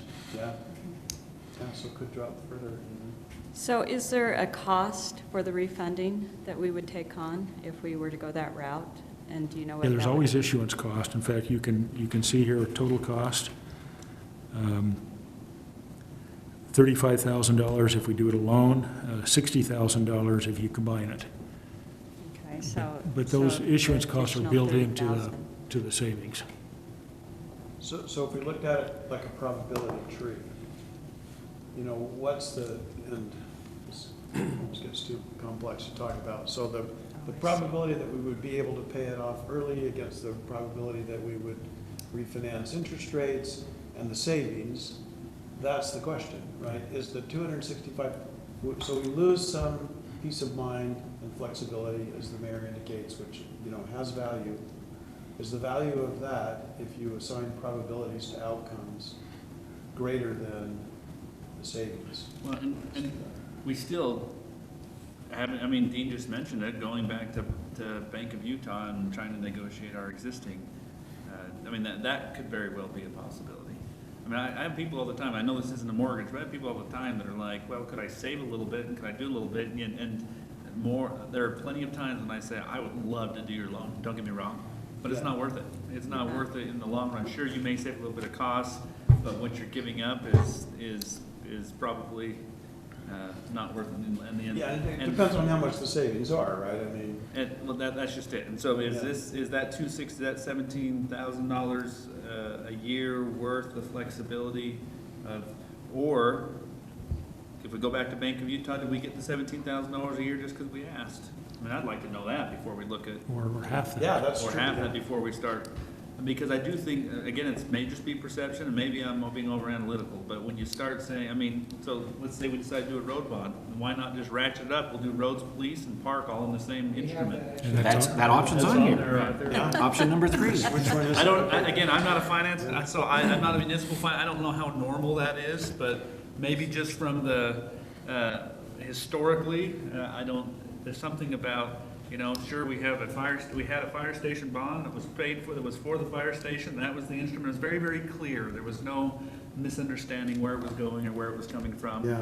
Maybe that's old fashioned, maybe No, I that's. just wanted to understand it more, because maybe I wasn't thinking through it, but I do agree that the first thing that maybe the best thing to do would be to see if you can get renegotiated terms on existing contracts and get at least part of that savings, and then it may be well worth the price, even if you don't get all the way to your 265,000, to see if you could get something. Just to you know, save part of us that. from having. And this isn't, it's not a bond with the municipal building authority anymore then, right? It's no longer an MBA bond because the municipal building authority is not gonna take out a bond for the park. So it's a city bond, which again, I don't pretend to understand all the ins and outs of why the municipal building authority did it and why the city leases the property back and what the benefits are from there, but that's essentially all just kinda Goes away. going away. Yeah. Somewhat goes away, right? But the mechanism's still the same, right? We would still loan. The lease mechanism is still the same. Money is still the money, yeah. It's just intermediate So, money. so refunding it, if we didn't do it combined, and would you still consider going back and refunding the police station? Is that what I'm understanding you're saying? Well- Because there's still going to be a cost savings, or it wouldn't be worth it to do it unless we combine the It's two? really right there, it's that borderline. If it's refunding Okay. alone, it's, I agree, I don't know, but it's probably not worth it, it's not. Yeah, because you would lose your flexibility here too, Yeah, right? Right. you lose the Yeah. flexibility there too. yeah. Without The as much fact that savings. we are actually bonding for the Pioneer Park really made this more of an issue. in the To bring it discussion. out? Again, to Okay. consider. I think most people understand debt consolidation, and that's something, you know, you pull them together and get a better interest rate. I understand that there's some risks to that in terms of early payment Yeah, and the had flexibility there. Pioneer Park not been part of this, I don't think we'd bring anything to you at all. Yeah. Say, you know, refunding is probably questionable. Okay. But Yeah, I mean, ideally, if you just go based on a numbers perspective, you get down to, if you include a bond for roads, for example, now you're down to 2.65% with a NPV savings of 6.09, yeah. or what, 277,000. So what, What's the savings for a year, if somebody can hurry and calculate that, if we I did? think Mayor gave us 17,000. No, 17,000 so we'd be saving 17,000 a year if we did combine it and refund it. best case. But that's, In but this is that, scenario, yeah. is that under the assumption we're going to get the interest rates that you're thinking we're gonna get, but we don't know for sure? Yeah, that's based on market now. And, Okay. you know, So how long would it take to, if we did decide to go ahead, how long would it take to? Yeah, can we lock, is there a locking mechanism? I don't know. and we also have a, Probably not so much for bonds. Probably not as much as with, Pioneer Park's ready to go pretty much right now, right, Chris? I think that, And what does that do to us if we go down this road and then we Yeah, pull does it out and delay say, it? no, we just wanna do Pioneer Park on its own? Are we having to back up and then start the process over again? Well, you have to make those Well, it looks decisions. like roads is about 2.5 million that you're kind of factoring in a principal borrowed. If we're not ready to absorb that, right? If we already have, we have 1.6 in C Road, and if we're able to use some cash flows from somewhere else, we get that up to 2.3 million. Are we ready to absorb 2.5 million in roads right now? we don't think We get this lump bond roads now. are ready to go right What? now. We don't think roads are ready to go. So but if we do this bond now, if we did the lump bond, we do it all right now, right? We have that money sitting, paying interest, and we're not putting it to work. If you That would include be- roads, but the first I'm combination talking about option the is just whole lump. Pioneer The lump. Park. Yeah, Yeah. well, I'm talking about the lump, Yeah. the lump bond. Of all We'd have some three. dead money sitting, costing us money. Am I correct in thinking that? I think what's driving it all is, we want to proceed quickly on Pioneer Park. I mean, we've made that commitment, it's in the budget, we'd like to get the funding in place before interest rates go up too much. Is it worth The considering Little interest to doing the get refunding, or a should low we, rate should we just now. move ahead with Pioneer Park and, On road money and Because let it will it sit. save 17,000 a year if we and then, lump then it look at the together refunding versus just down the moving. road? But how much will it? Could sorry, save Steve. $17,000 Or a could, year, yeah. and we give up our no prepayment penalty. Yeah, which we don't think we'd If the- pay early anyway. If the road money isn't absorbable for 2 years, right? Because we've got the C road money, and like I said, there might be other options to get some cash. How much will that 2.5 million cost us a year to have sitting and not working? Will it take that 17 grand a year and eat it? That'd be my concern. Is it a wash? Here's what I think my recommendation The is. money's not ready to go to work. Maybe I'm jumping ahead. no, I was gonna, No, should have asked, that's- what would you I'd love to recommend? hear What it. about your gut? I think we go to Bank of Utah loan, and we say, we're considering a refunding.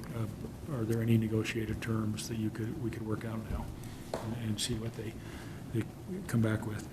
And then even maybe add to that is, we've also got this 1.3 out here. Are you interested in that? What kind of terms could you work out with that? And leave roads out of it for now. Yeah. Yeah. Yeah, because And we gotta then, decide what and we're then, gonna you do. know, if something doesn't work out there, we just, We don't want to bond for something that's not ready to go Money. yet. Paying interest on money and not. Yeah, by the time we make a decision on exactly how, how much cash, like you said, whether bonding or not, how the road fee takes place, that's out. We're talking end of the year, whereas I think this, you need to, make a decision now. while Yeah, interest park rates is are ready to go, it's ready to eat that money and put it to work, and roads aren't. and I was gonna say, if that doesn't look Roads have favorable, to be then we parked move still. ahead with Pioneer Park and let's get Yeah. that funded. And Yeah. I think that seems like a reasonable approach Yeah. to take. Dana. Sorry for the confusion. I know it's, No, it's good to see the options that are there, and I think, that was, that's a legitimate point of inquiry.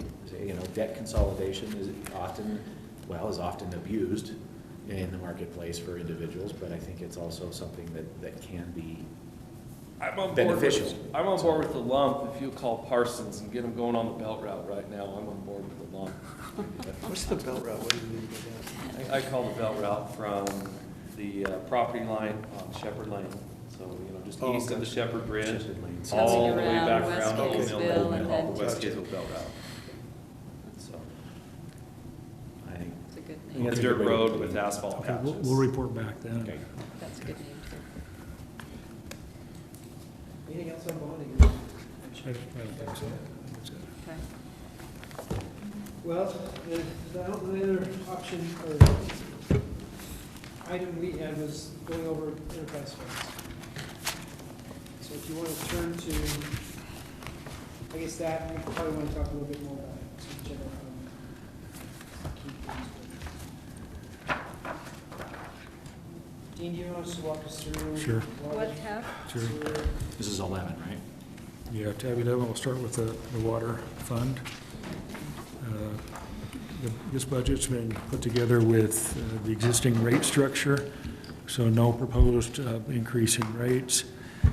And I think as far as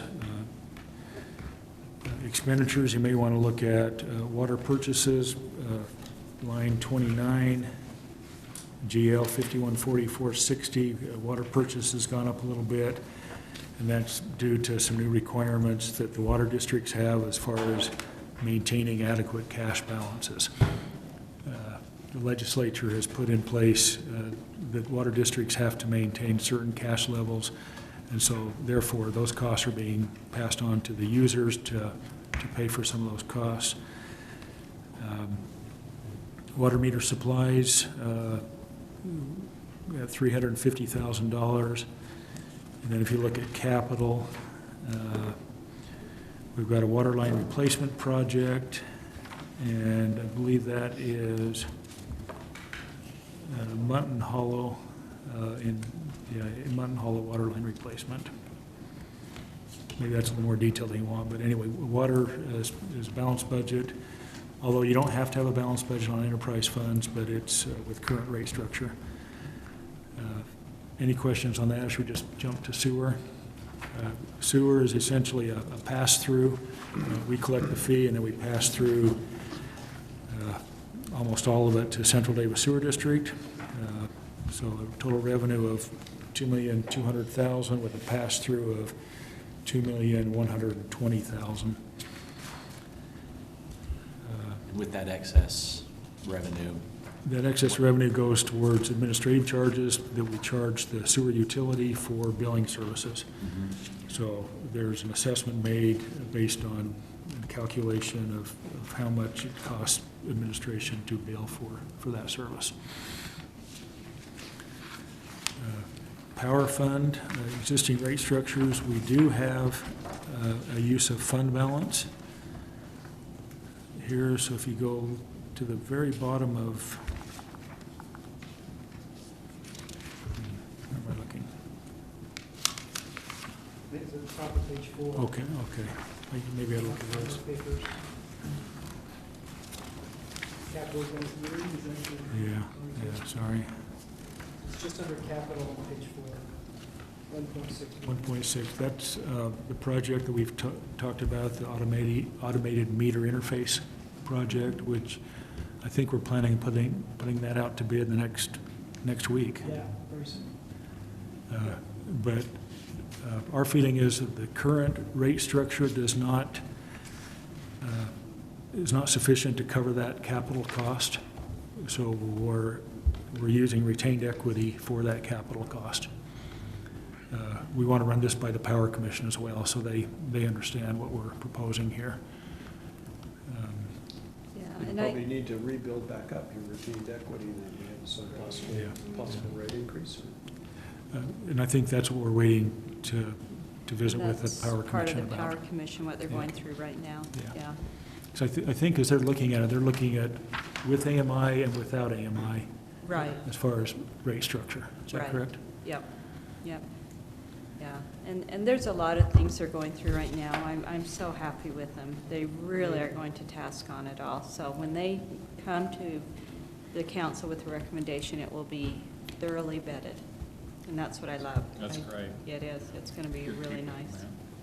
So, Okay, the next utility enterprise, the pressure irrigation fund, and that likewise is mostly a pass-through to Davis and Weaver County Canal Company. We assess an administrative charge there as well. Can I just make a comment about pressure irrigation? This is maybe just something to think about for the future, but there's been a lot of discussion in the past when we were basing water about metering pressure irrigation, primarily because most folks just don't care. They say it's not metered, I'll water whatever, it doesn't really matter if it's my lawn's marsh in the middle of July. And they've asked in the past some cities to voluntarily require it on new development. It's something I think that we should maybe at least consider, in that even if they're not hooked up, but just saying, hey, as you put in a neighborhood and as you do development, I think if we would have done that 2 years ago, how much at least would be a start to having it in, and sometimes people just and they did a little pilot project to say, you know, even if we're metering it and we let people know how much they're using, even if we're not gonna charge them, it just knowing makes a huge difference, so something to think about. The second thing I just want to put a little plug in for is the Weaver Basin, and I believe it doesn't matter which provider you're with.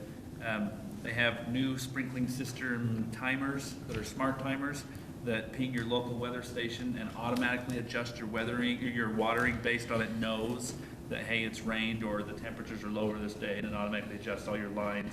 The company that puts it out is Ratio. It's the number one Yeah, we seller. just got one last year. It's Did you? awesome. I was gonna say, Yeah. it's number one seller on Amazon. On their website today for Earth Day, they have $50 off, so you can get a 16 zone timer. But the reason why I'm telling you this is because then Weaver Basin Water does a rebate for half of it. Yeah, they So, do. right Yep. now for a 8 zone, it's $150. You can get $75 back. So for a 16 zone, it's $200. You can get $100 back. And it's completely automated. But more than that, because even mine I can adjust from my phone, it's not automated, but even then I kind of sense out, park strip looks like it's getting a little bad, so I turn it up. And then I might forget about it until later in the season when it's not nearly as hot, but it's still watering for the amount of time. Well, So plus, it's a pretty part cool. of that is, with the rebate that they give, they'll come out and they'll do your lawn and make sure that it's adequately watering or overwatering stations and help you adjust that. Yeah.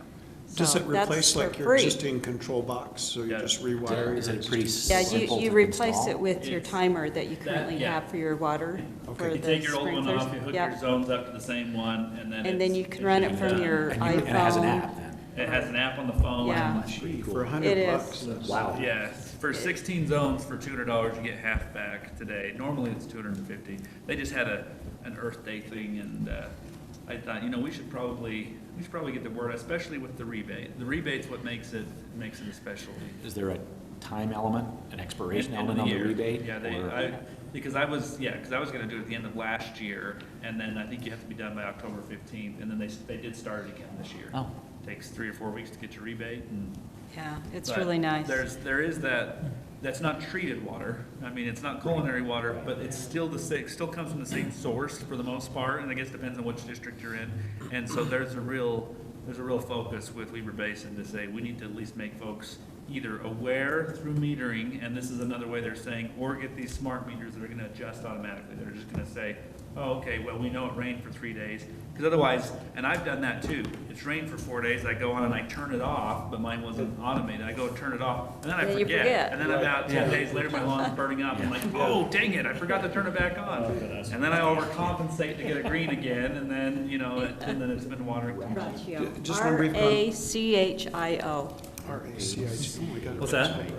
Yeah, Ratio, R-A-C-H-I-O. I can't believe I spelled it I right. really like that idea that the mayor brought up about on the new developments to require requiring to that? start putting in.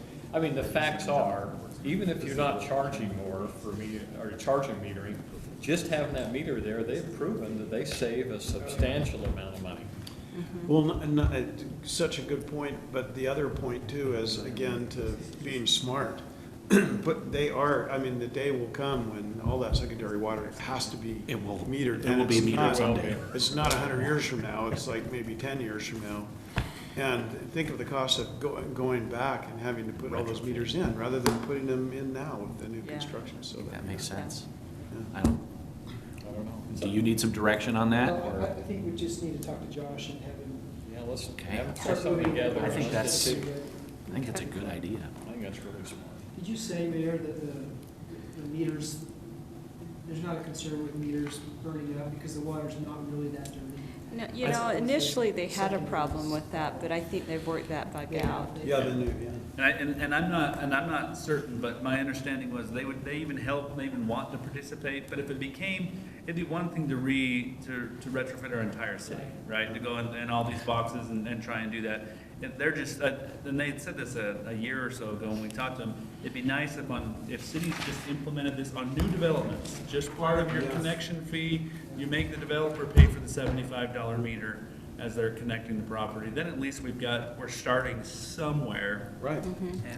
And my understanding, and I could be wrong on this, but my understanding is those meters actually filter the secondary water. Oh. So there's an added benefit, you don't get all those seeds and everything coming your into valves. Yeah. It's always fun.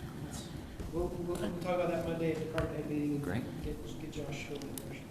Just don't turn yours on first. And I get no plug for anything, for buying that. I just thought that was cool when I saw that. Yeah. And there are other brands that are, but that one you get the refund right now, though. That's why you run Shane's it. ordering his online. Birthday. That's right. We're playing in. That's awesome. Okay, sanitation fund, pretty typical from prior years, pretty much the same. Of course, we contract with Robinson Waste. We have had that discussion that we're going to put that out to bid this fall. Their current contract expires 2018, so Robinson's done a great job for us. We're going to put it out to bid and see where we are on that. Okay. Stormwater fund.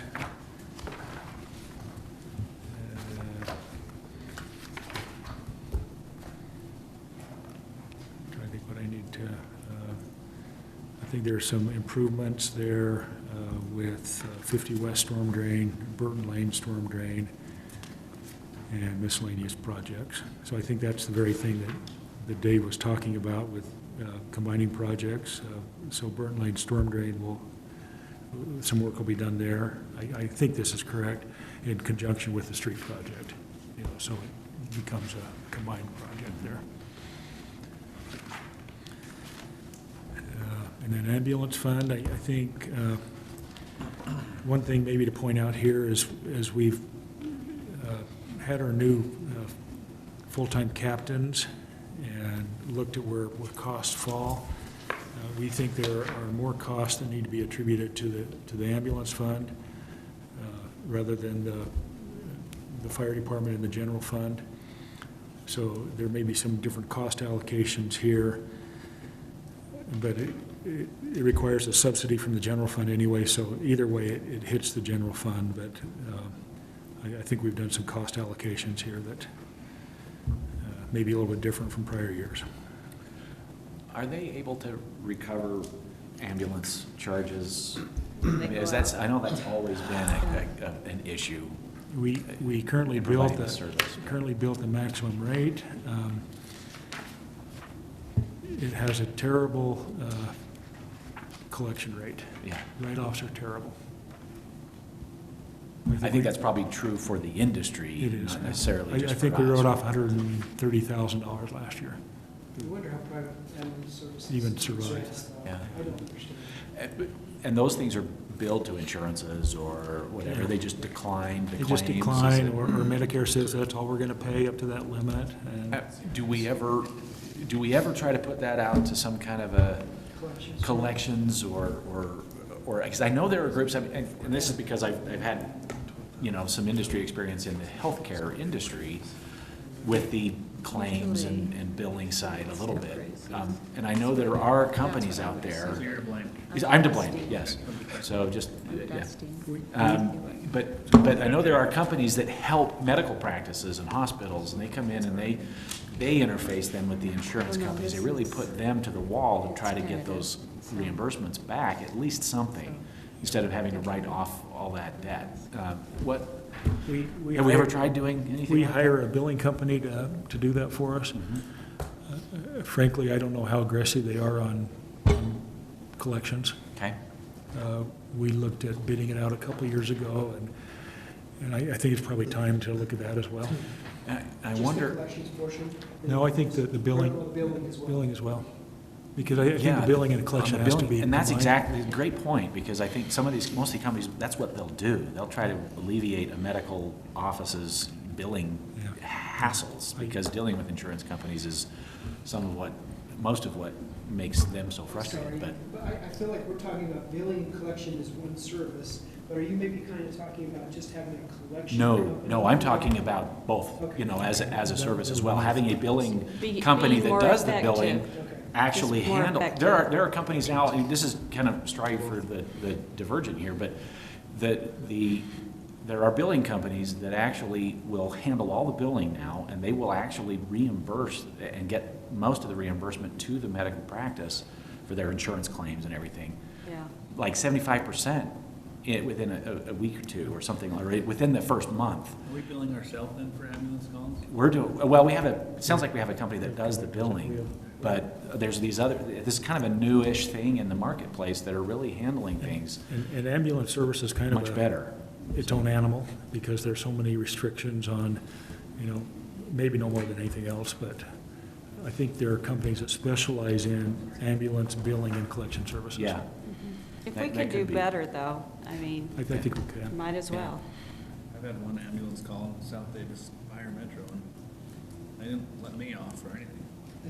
I know, how do these people get off? I mean, you know, at first I'm like, I never really, do. $250? It's probably, I mean, honestly, it's probably Medicare, you know, or Medicaid and or, you know, because they are notoriously terrible, those government insurance entities to pay off claims, especially for these kinds of services and things. So that's probably where the sticking point is. Yeah, I think we'll dog that one a little bit. Yeah. Okay, and then just to wrap up, we've got some permanent funds, we've got cemetery perpetual care, and the library endowment fund.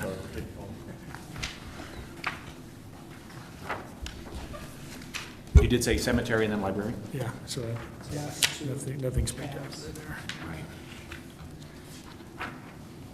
So that's an overview of the tentative budget.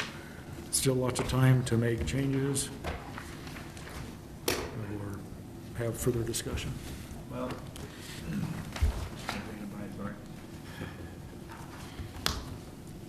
I think the idea is review, we've passed the tentative, we can have another work session again after we pass the tentative and after we have a public hearing, if you'd like. We can also go through anything additional you want to go through that. I think this was intended to be an initial, here you go, we're going to present it to the public in May, and then we're going to have a public hearing and get feedback, and then that to me would be when we would have phase 2 of what do you want to tweak. The only thing I think I would like to maybe see, and we don't have to hash out the details today, but to put into the tentative budget, at least for discussion purposes, at that time, is the fire department's request. That the mayor is right that you know, a couple of months back we had the fire department, they were all here in force, and they came in and those captains made the presentation, and I think I would like to see if at all possible, if there's a way to accommodate that. I think we're moving in that direction. We need to move in the direction of a more full-time fire department. You know, we don't want to get too much further behind the ball on that. If there's some way that at a staff level you can find a way to put that into the tentative budget, at least, and again, this is my opinion, so the rest of the council can chime in on this. I actually also agree, because, and that's the concern, you know, for me, when you look at general fund going forward, and maybe that's not a historical or even this year's budget, but a perspective question of, you know, in the future, when will these needs be met? So you can put off needed hiring this year. How long can you put it off, and how do we get to a place where we can take care of the need, you know, in a future year? Well, Especially we fire create fire departments. districts, we quit managing it. Well, and that's another option. I mean, that's that, and I know that Fruit Heights has been discussing. They've floated that idea North a Davis few Fire. times, and if there's a possibility for that, I think we'd have to be central. Of course, yeah. you know, obviously So I agree. that's certainly a Maybe- consideration. maybe and that- that won't happen in a flash pan. You know, that's going to have to probably take several years worth of. And planning also it takes some combined collaboration, resources. right, with the other cities that would be in the district. That's right. Yeah, so. You want to talk But- about that at all? Yeah, go ahead. So we had a meeting a couple of months ago, invited just to ask Fruit Heights, Farmington, Layton, Kaysville, and just said, Central. I mean, we know the farm, that Fruit Heights has been interested and said, is this something worth at least talking about, not just from a, well, really from a need. Layton's looking at building another, building out in the west part of Layton somewhere, possibly even closer to the Kaysville border in West Layton, on Flint Street, yeah. And close to the new hospital, and building a fire station there, and, you know, I think that question was asked, is, we're now gonna have Layton's now gonna have a manned fire station 2 Right minutes over the next to- Kaysville border, and, you know, hey, we're still gonna reply, is there some coordination? And then that morphed into, why don't you get the, city managers together to talk about if that's something to consider in the future, so. We did that. We met at the city manager, the 4 city managers and the 3 fire chiefs from those communities met, and had a really good discussion, then assigned the chiefs to get together and just kind of do a SWOT analysis, essentially. What do we have right now? And so we're at the point where they've met 2 or 3 times, and we're getting back together in Farmington. I think it's the 10th of May. City manager, Layton, Fruit Heights, myself, and Dave in Farmington. So we got a meeting to look at that SWOT analysis, decide what's the next step. Well, if you can eliminate the redundancies, it's all taxpayer money at the end of the day, whether it's private or city, whoever manages it, it's still us, the people who pay for it. So for us to, there's, people want a west side fire station. Mayor talked about that one, and then just another mile or 2 north, there's another west side Layton fire station already. So to be done in that is cost the taxpayer more and more and more. I have a few questions though.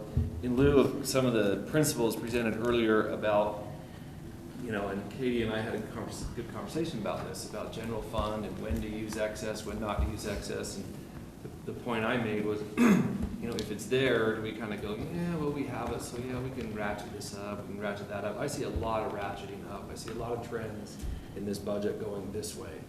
I see some, gratefully, that actually go down. Park and Rec, kudos, they have one area where it looks like they're 20 grand down on some wages. But I see some where I'm like, kind of interesting as I go through, it's like, okay, is it because we have it? We're like, well, and I'm not saying this is you guys, I'm talking about on the department ask, so that doesn't involve you guys at all, that's their ask. But in planning and zoning, there's a $12,000 increase in wage.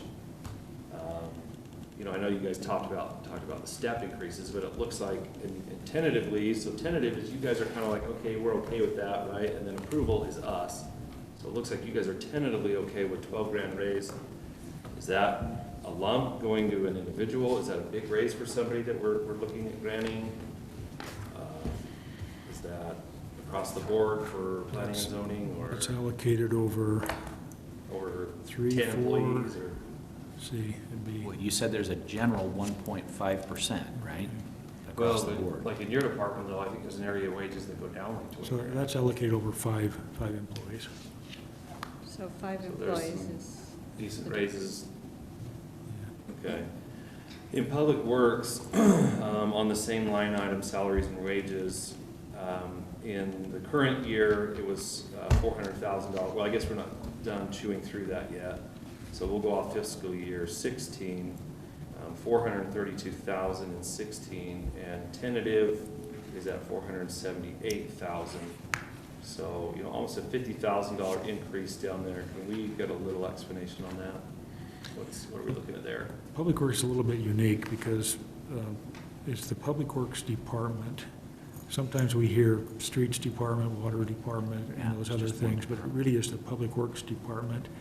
And then costs are allocated to the areas of responsibility, whether it be streets or storm drain or whatever else. So when you look at wages, that is an estimation of how those costs ought to be allocated among the 16 employees in Public Works.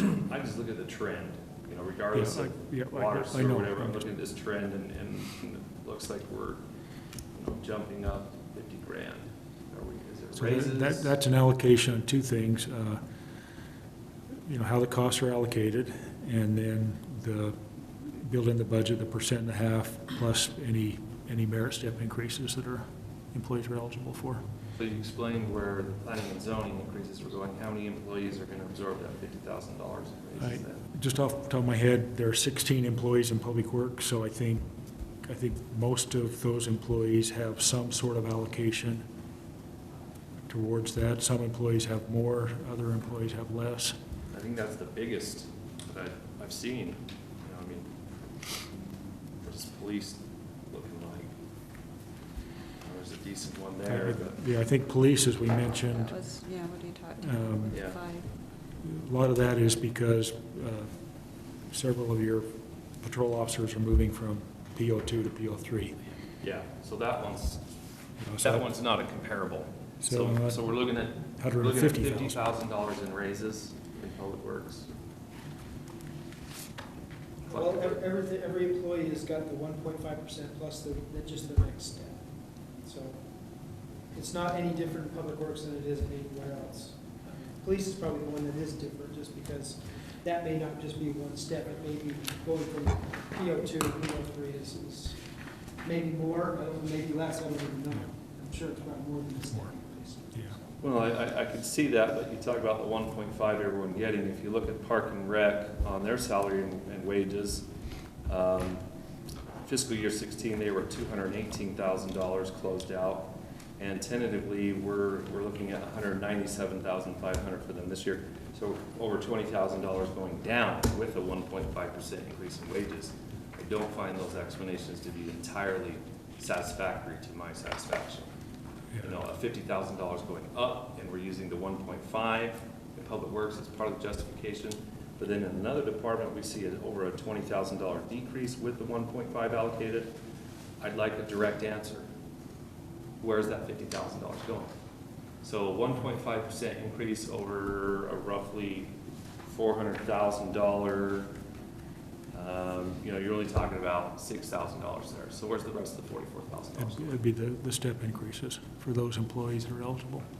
How is the parks going down Well, now? I'm wondering, if Whatever. yeah, I'm just looking, I think wondering if cemetery's up. Oh, that's what it was. Well, cemetery is up a little bit, but but not significant. I just look at year to year, in this trend, there's 20 grand, over 20,000 down, in whatever this is in Well, parks. I know we lost Vance at a higher wage, that might be, That's you know, probably a big part of it. Well, we lost Larry to hire Josh, so why are we going up 50 in one and down 20 in another?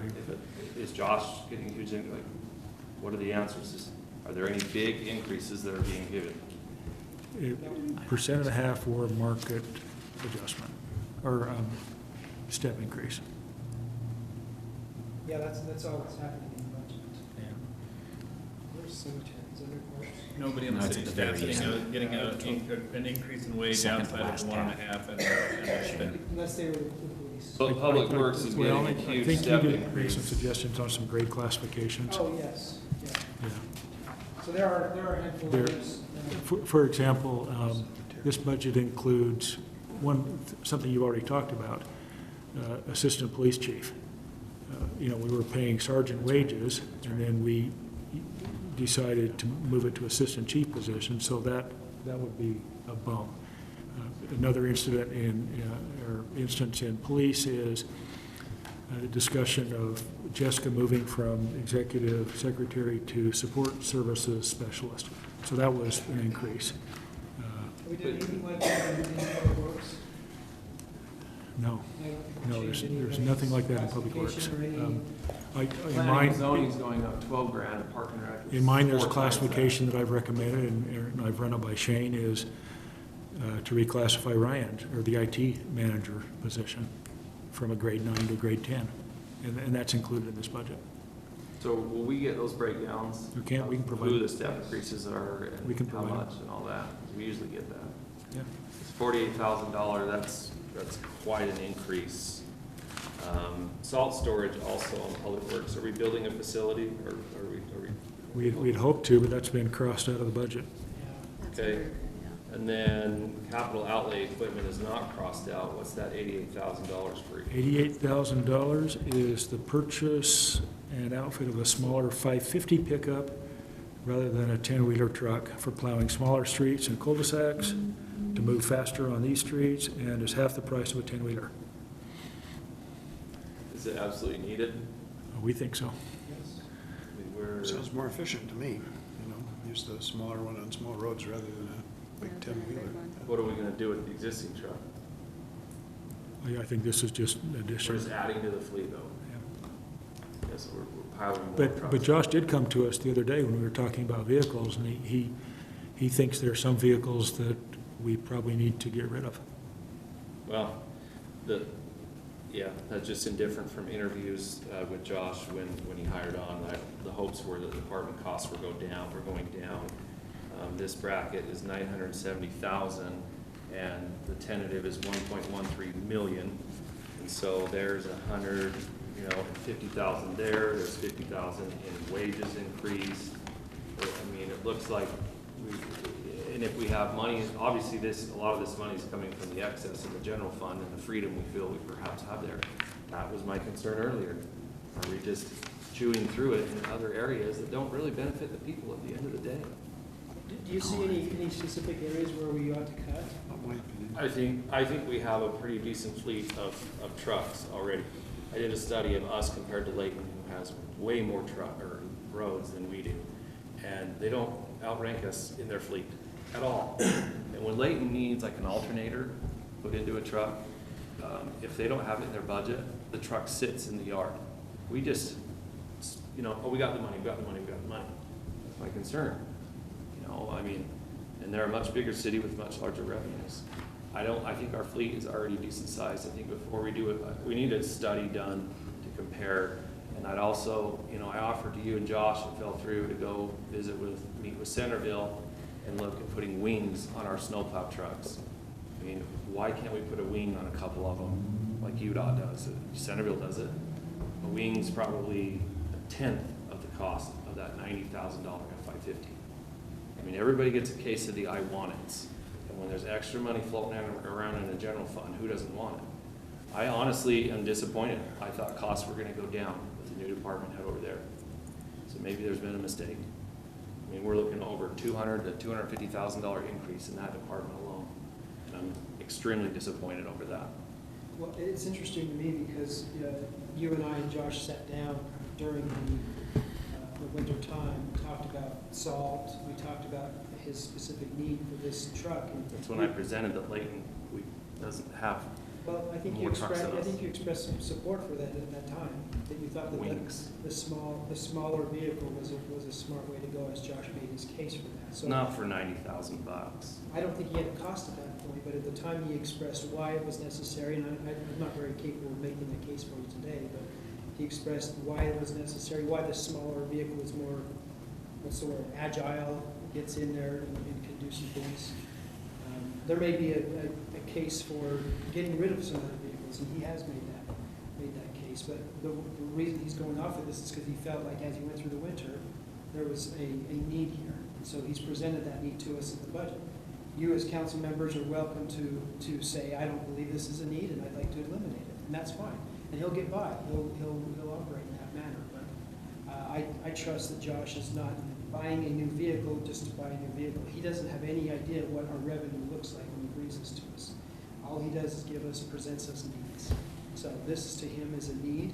He also had other needs that didn't make the budget, including personnel, including salt storage building, several other things. So if you as a staff or as a council believe that this is asking too much, that's your prerogative to eliminate.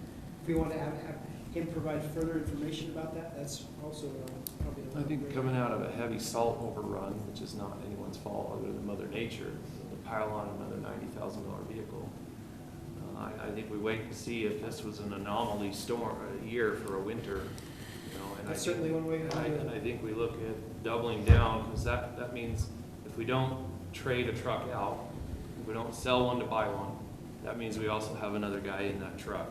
And, I hate to see trucks sitting in the yard, so I expect the full force of the fleet to be out in the storm. But if we put a wing on a plow truck, we eliminate another guy, and that's salary, wages, benefits, all that stuff, by dropping a wing on a truck. We're getting the roads done quicker.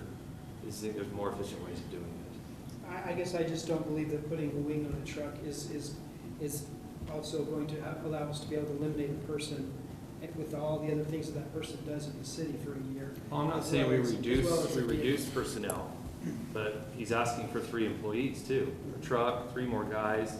If we really look at his ask, it's over 350,000 gross dollars, probably over 400 grand. 3 employees, that's gonna cost you out the door, $180, 200 grand a year. So really the ask is 400 grand, in what is it, 6 months, tenure? That's, I mean, those are some big asks. So I think I'm not saying we would reduce personnel. I'm just saying it reduces the need to increase personnel by dropping a wing on 2 or 3 of the big rigs. So. Well, that may be the truth. I don't think wings would help in cul-de-sacs, right? I mean, it sounds like he sees a need for being more nimble. We've got a lot of cul-de-sacs. There's a lot of smaller streets across the city that the big trucks aren't super good at. And it sounds like of the needs that he submitted, this is the one that made it to the budget. So it sounds like it was potentially his most pressing need, beyond the salt storage and beyond the 3 additional Especially as we personnel. break down just capital.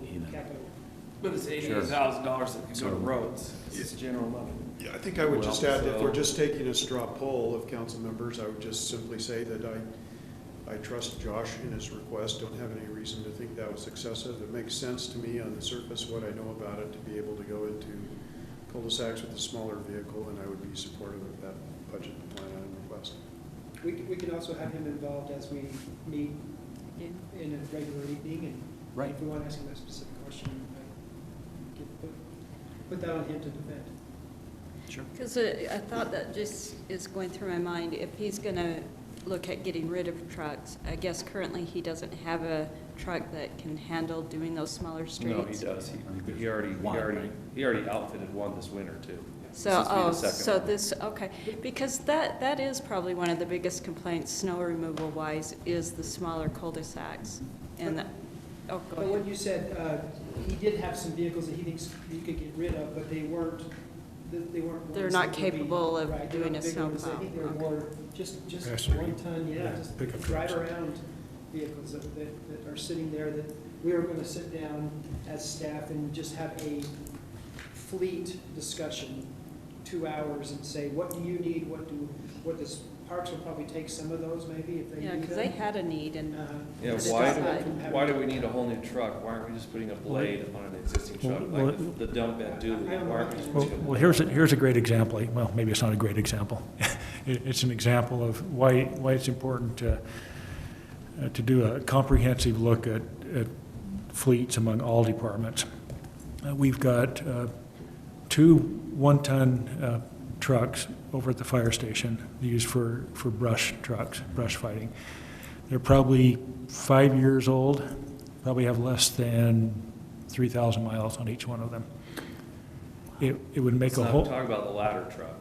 no, we're talking These are about, brush trucks. These are just, No, these are so- these are pickups. so, you know, in our view, it'd Missed take, it. it'd It's used in parades. make a whole lot more sense Let's not even go to the ladder truck topic, so. to take those 2 trucks and purchase 2 new ones for the fire department, take those 2 and pass them to Public Works or Parks or any other department that may need them while the vehicles are still under warranty, while they still have, you know, all, Tons of miles. But they're you know, low specialized. miles, and that's why, you know, we have money in here for vehicle replacement with that thought in mind, that it gives us some flexibility to say, it doesn't make any sense to let those 2 trucks sit there while they're under warranty and not be driven.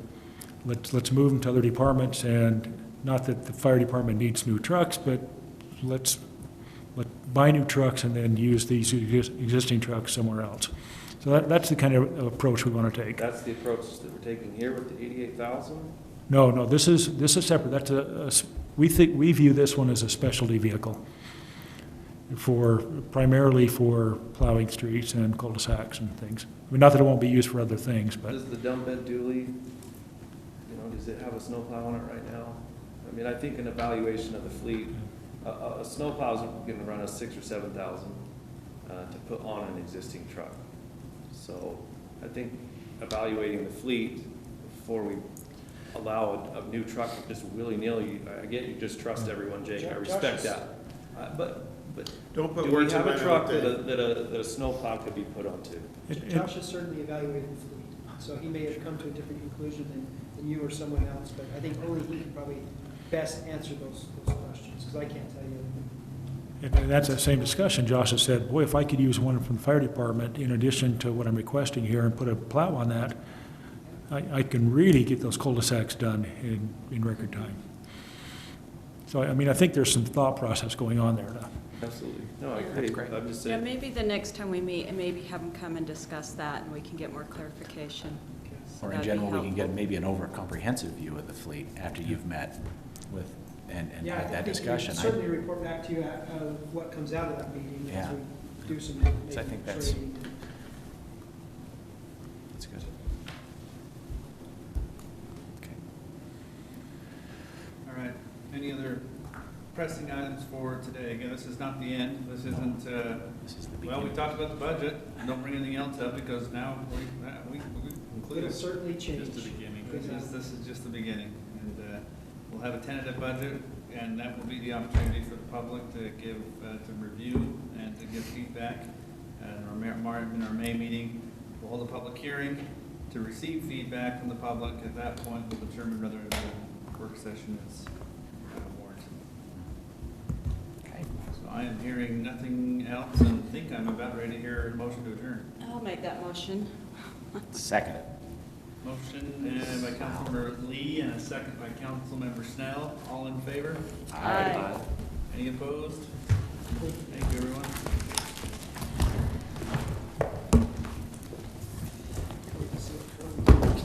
I'm gonna have to mow my lawn today. Didn't start this morning. Hopefully it's wet or dry enough. Button. I hope so. Sorry. We typically do it on Yeah, Mondays. she kept saying she didn't recognize I had my key. So I think my bathroom's This is such a rainy got day. the kids. I paid for ag and So I just kept trying to find my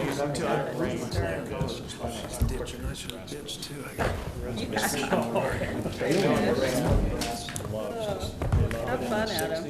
Hope your boys do good. Are they in Kaysville or? Summertime, Where- Ogden, my grass, I can go sometimes almost 2 weeks without. Okay, well, how about it? Here it's like every 4 days, 5 days, gotta cut. Which we got. That is true. You guys. Look at that.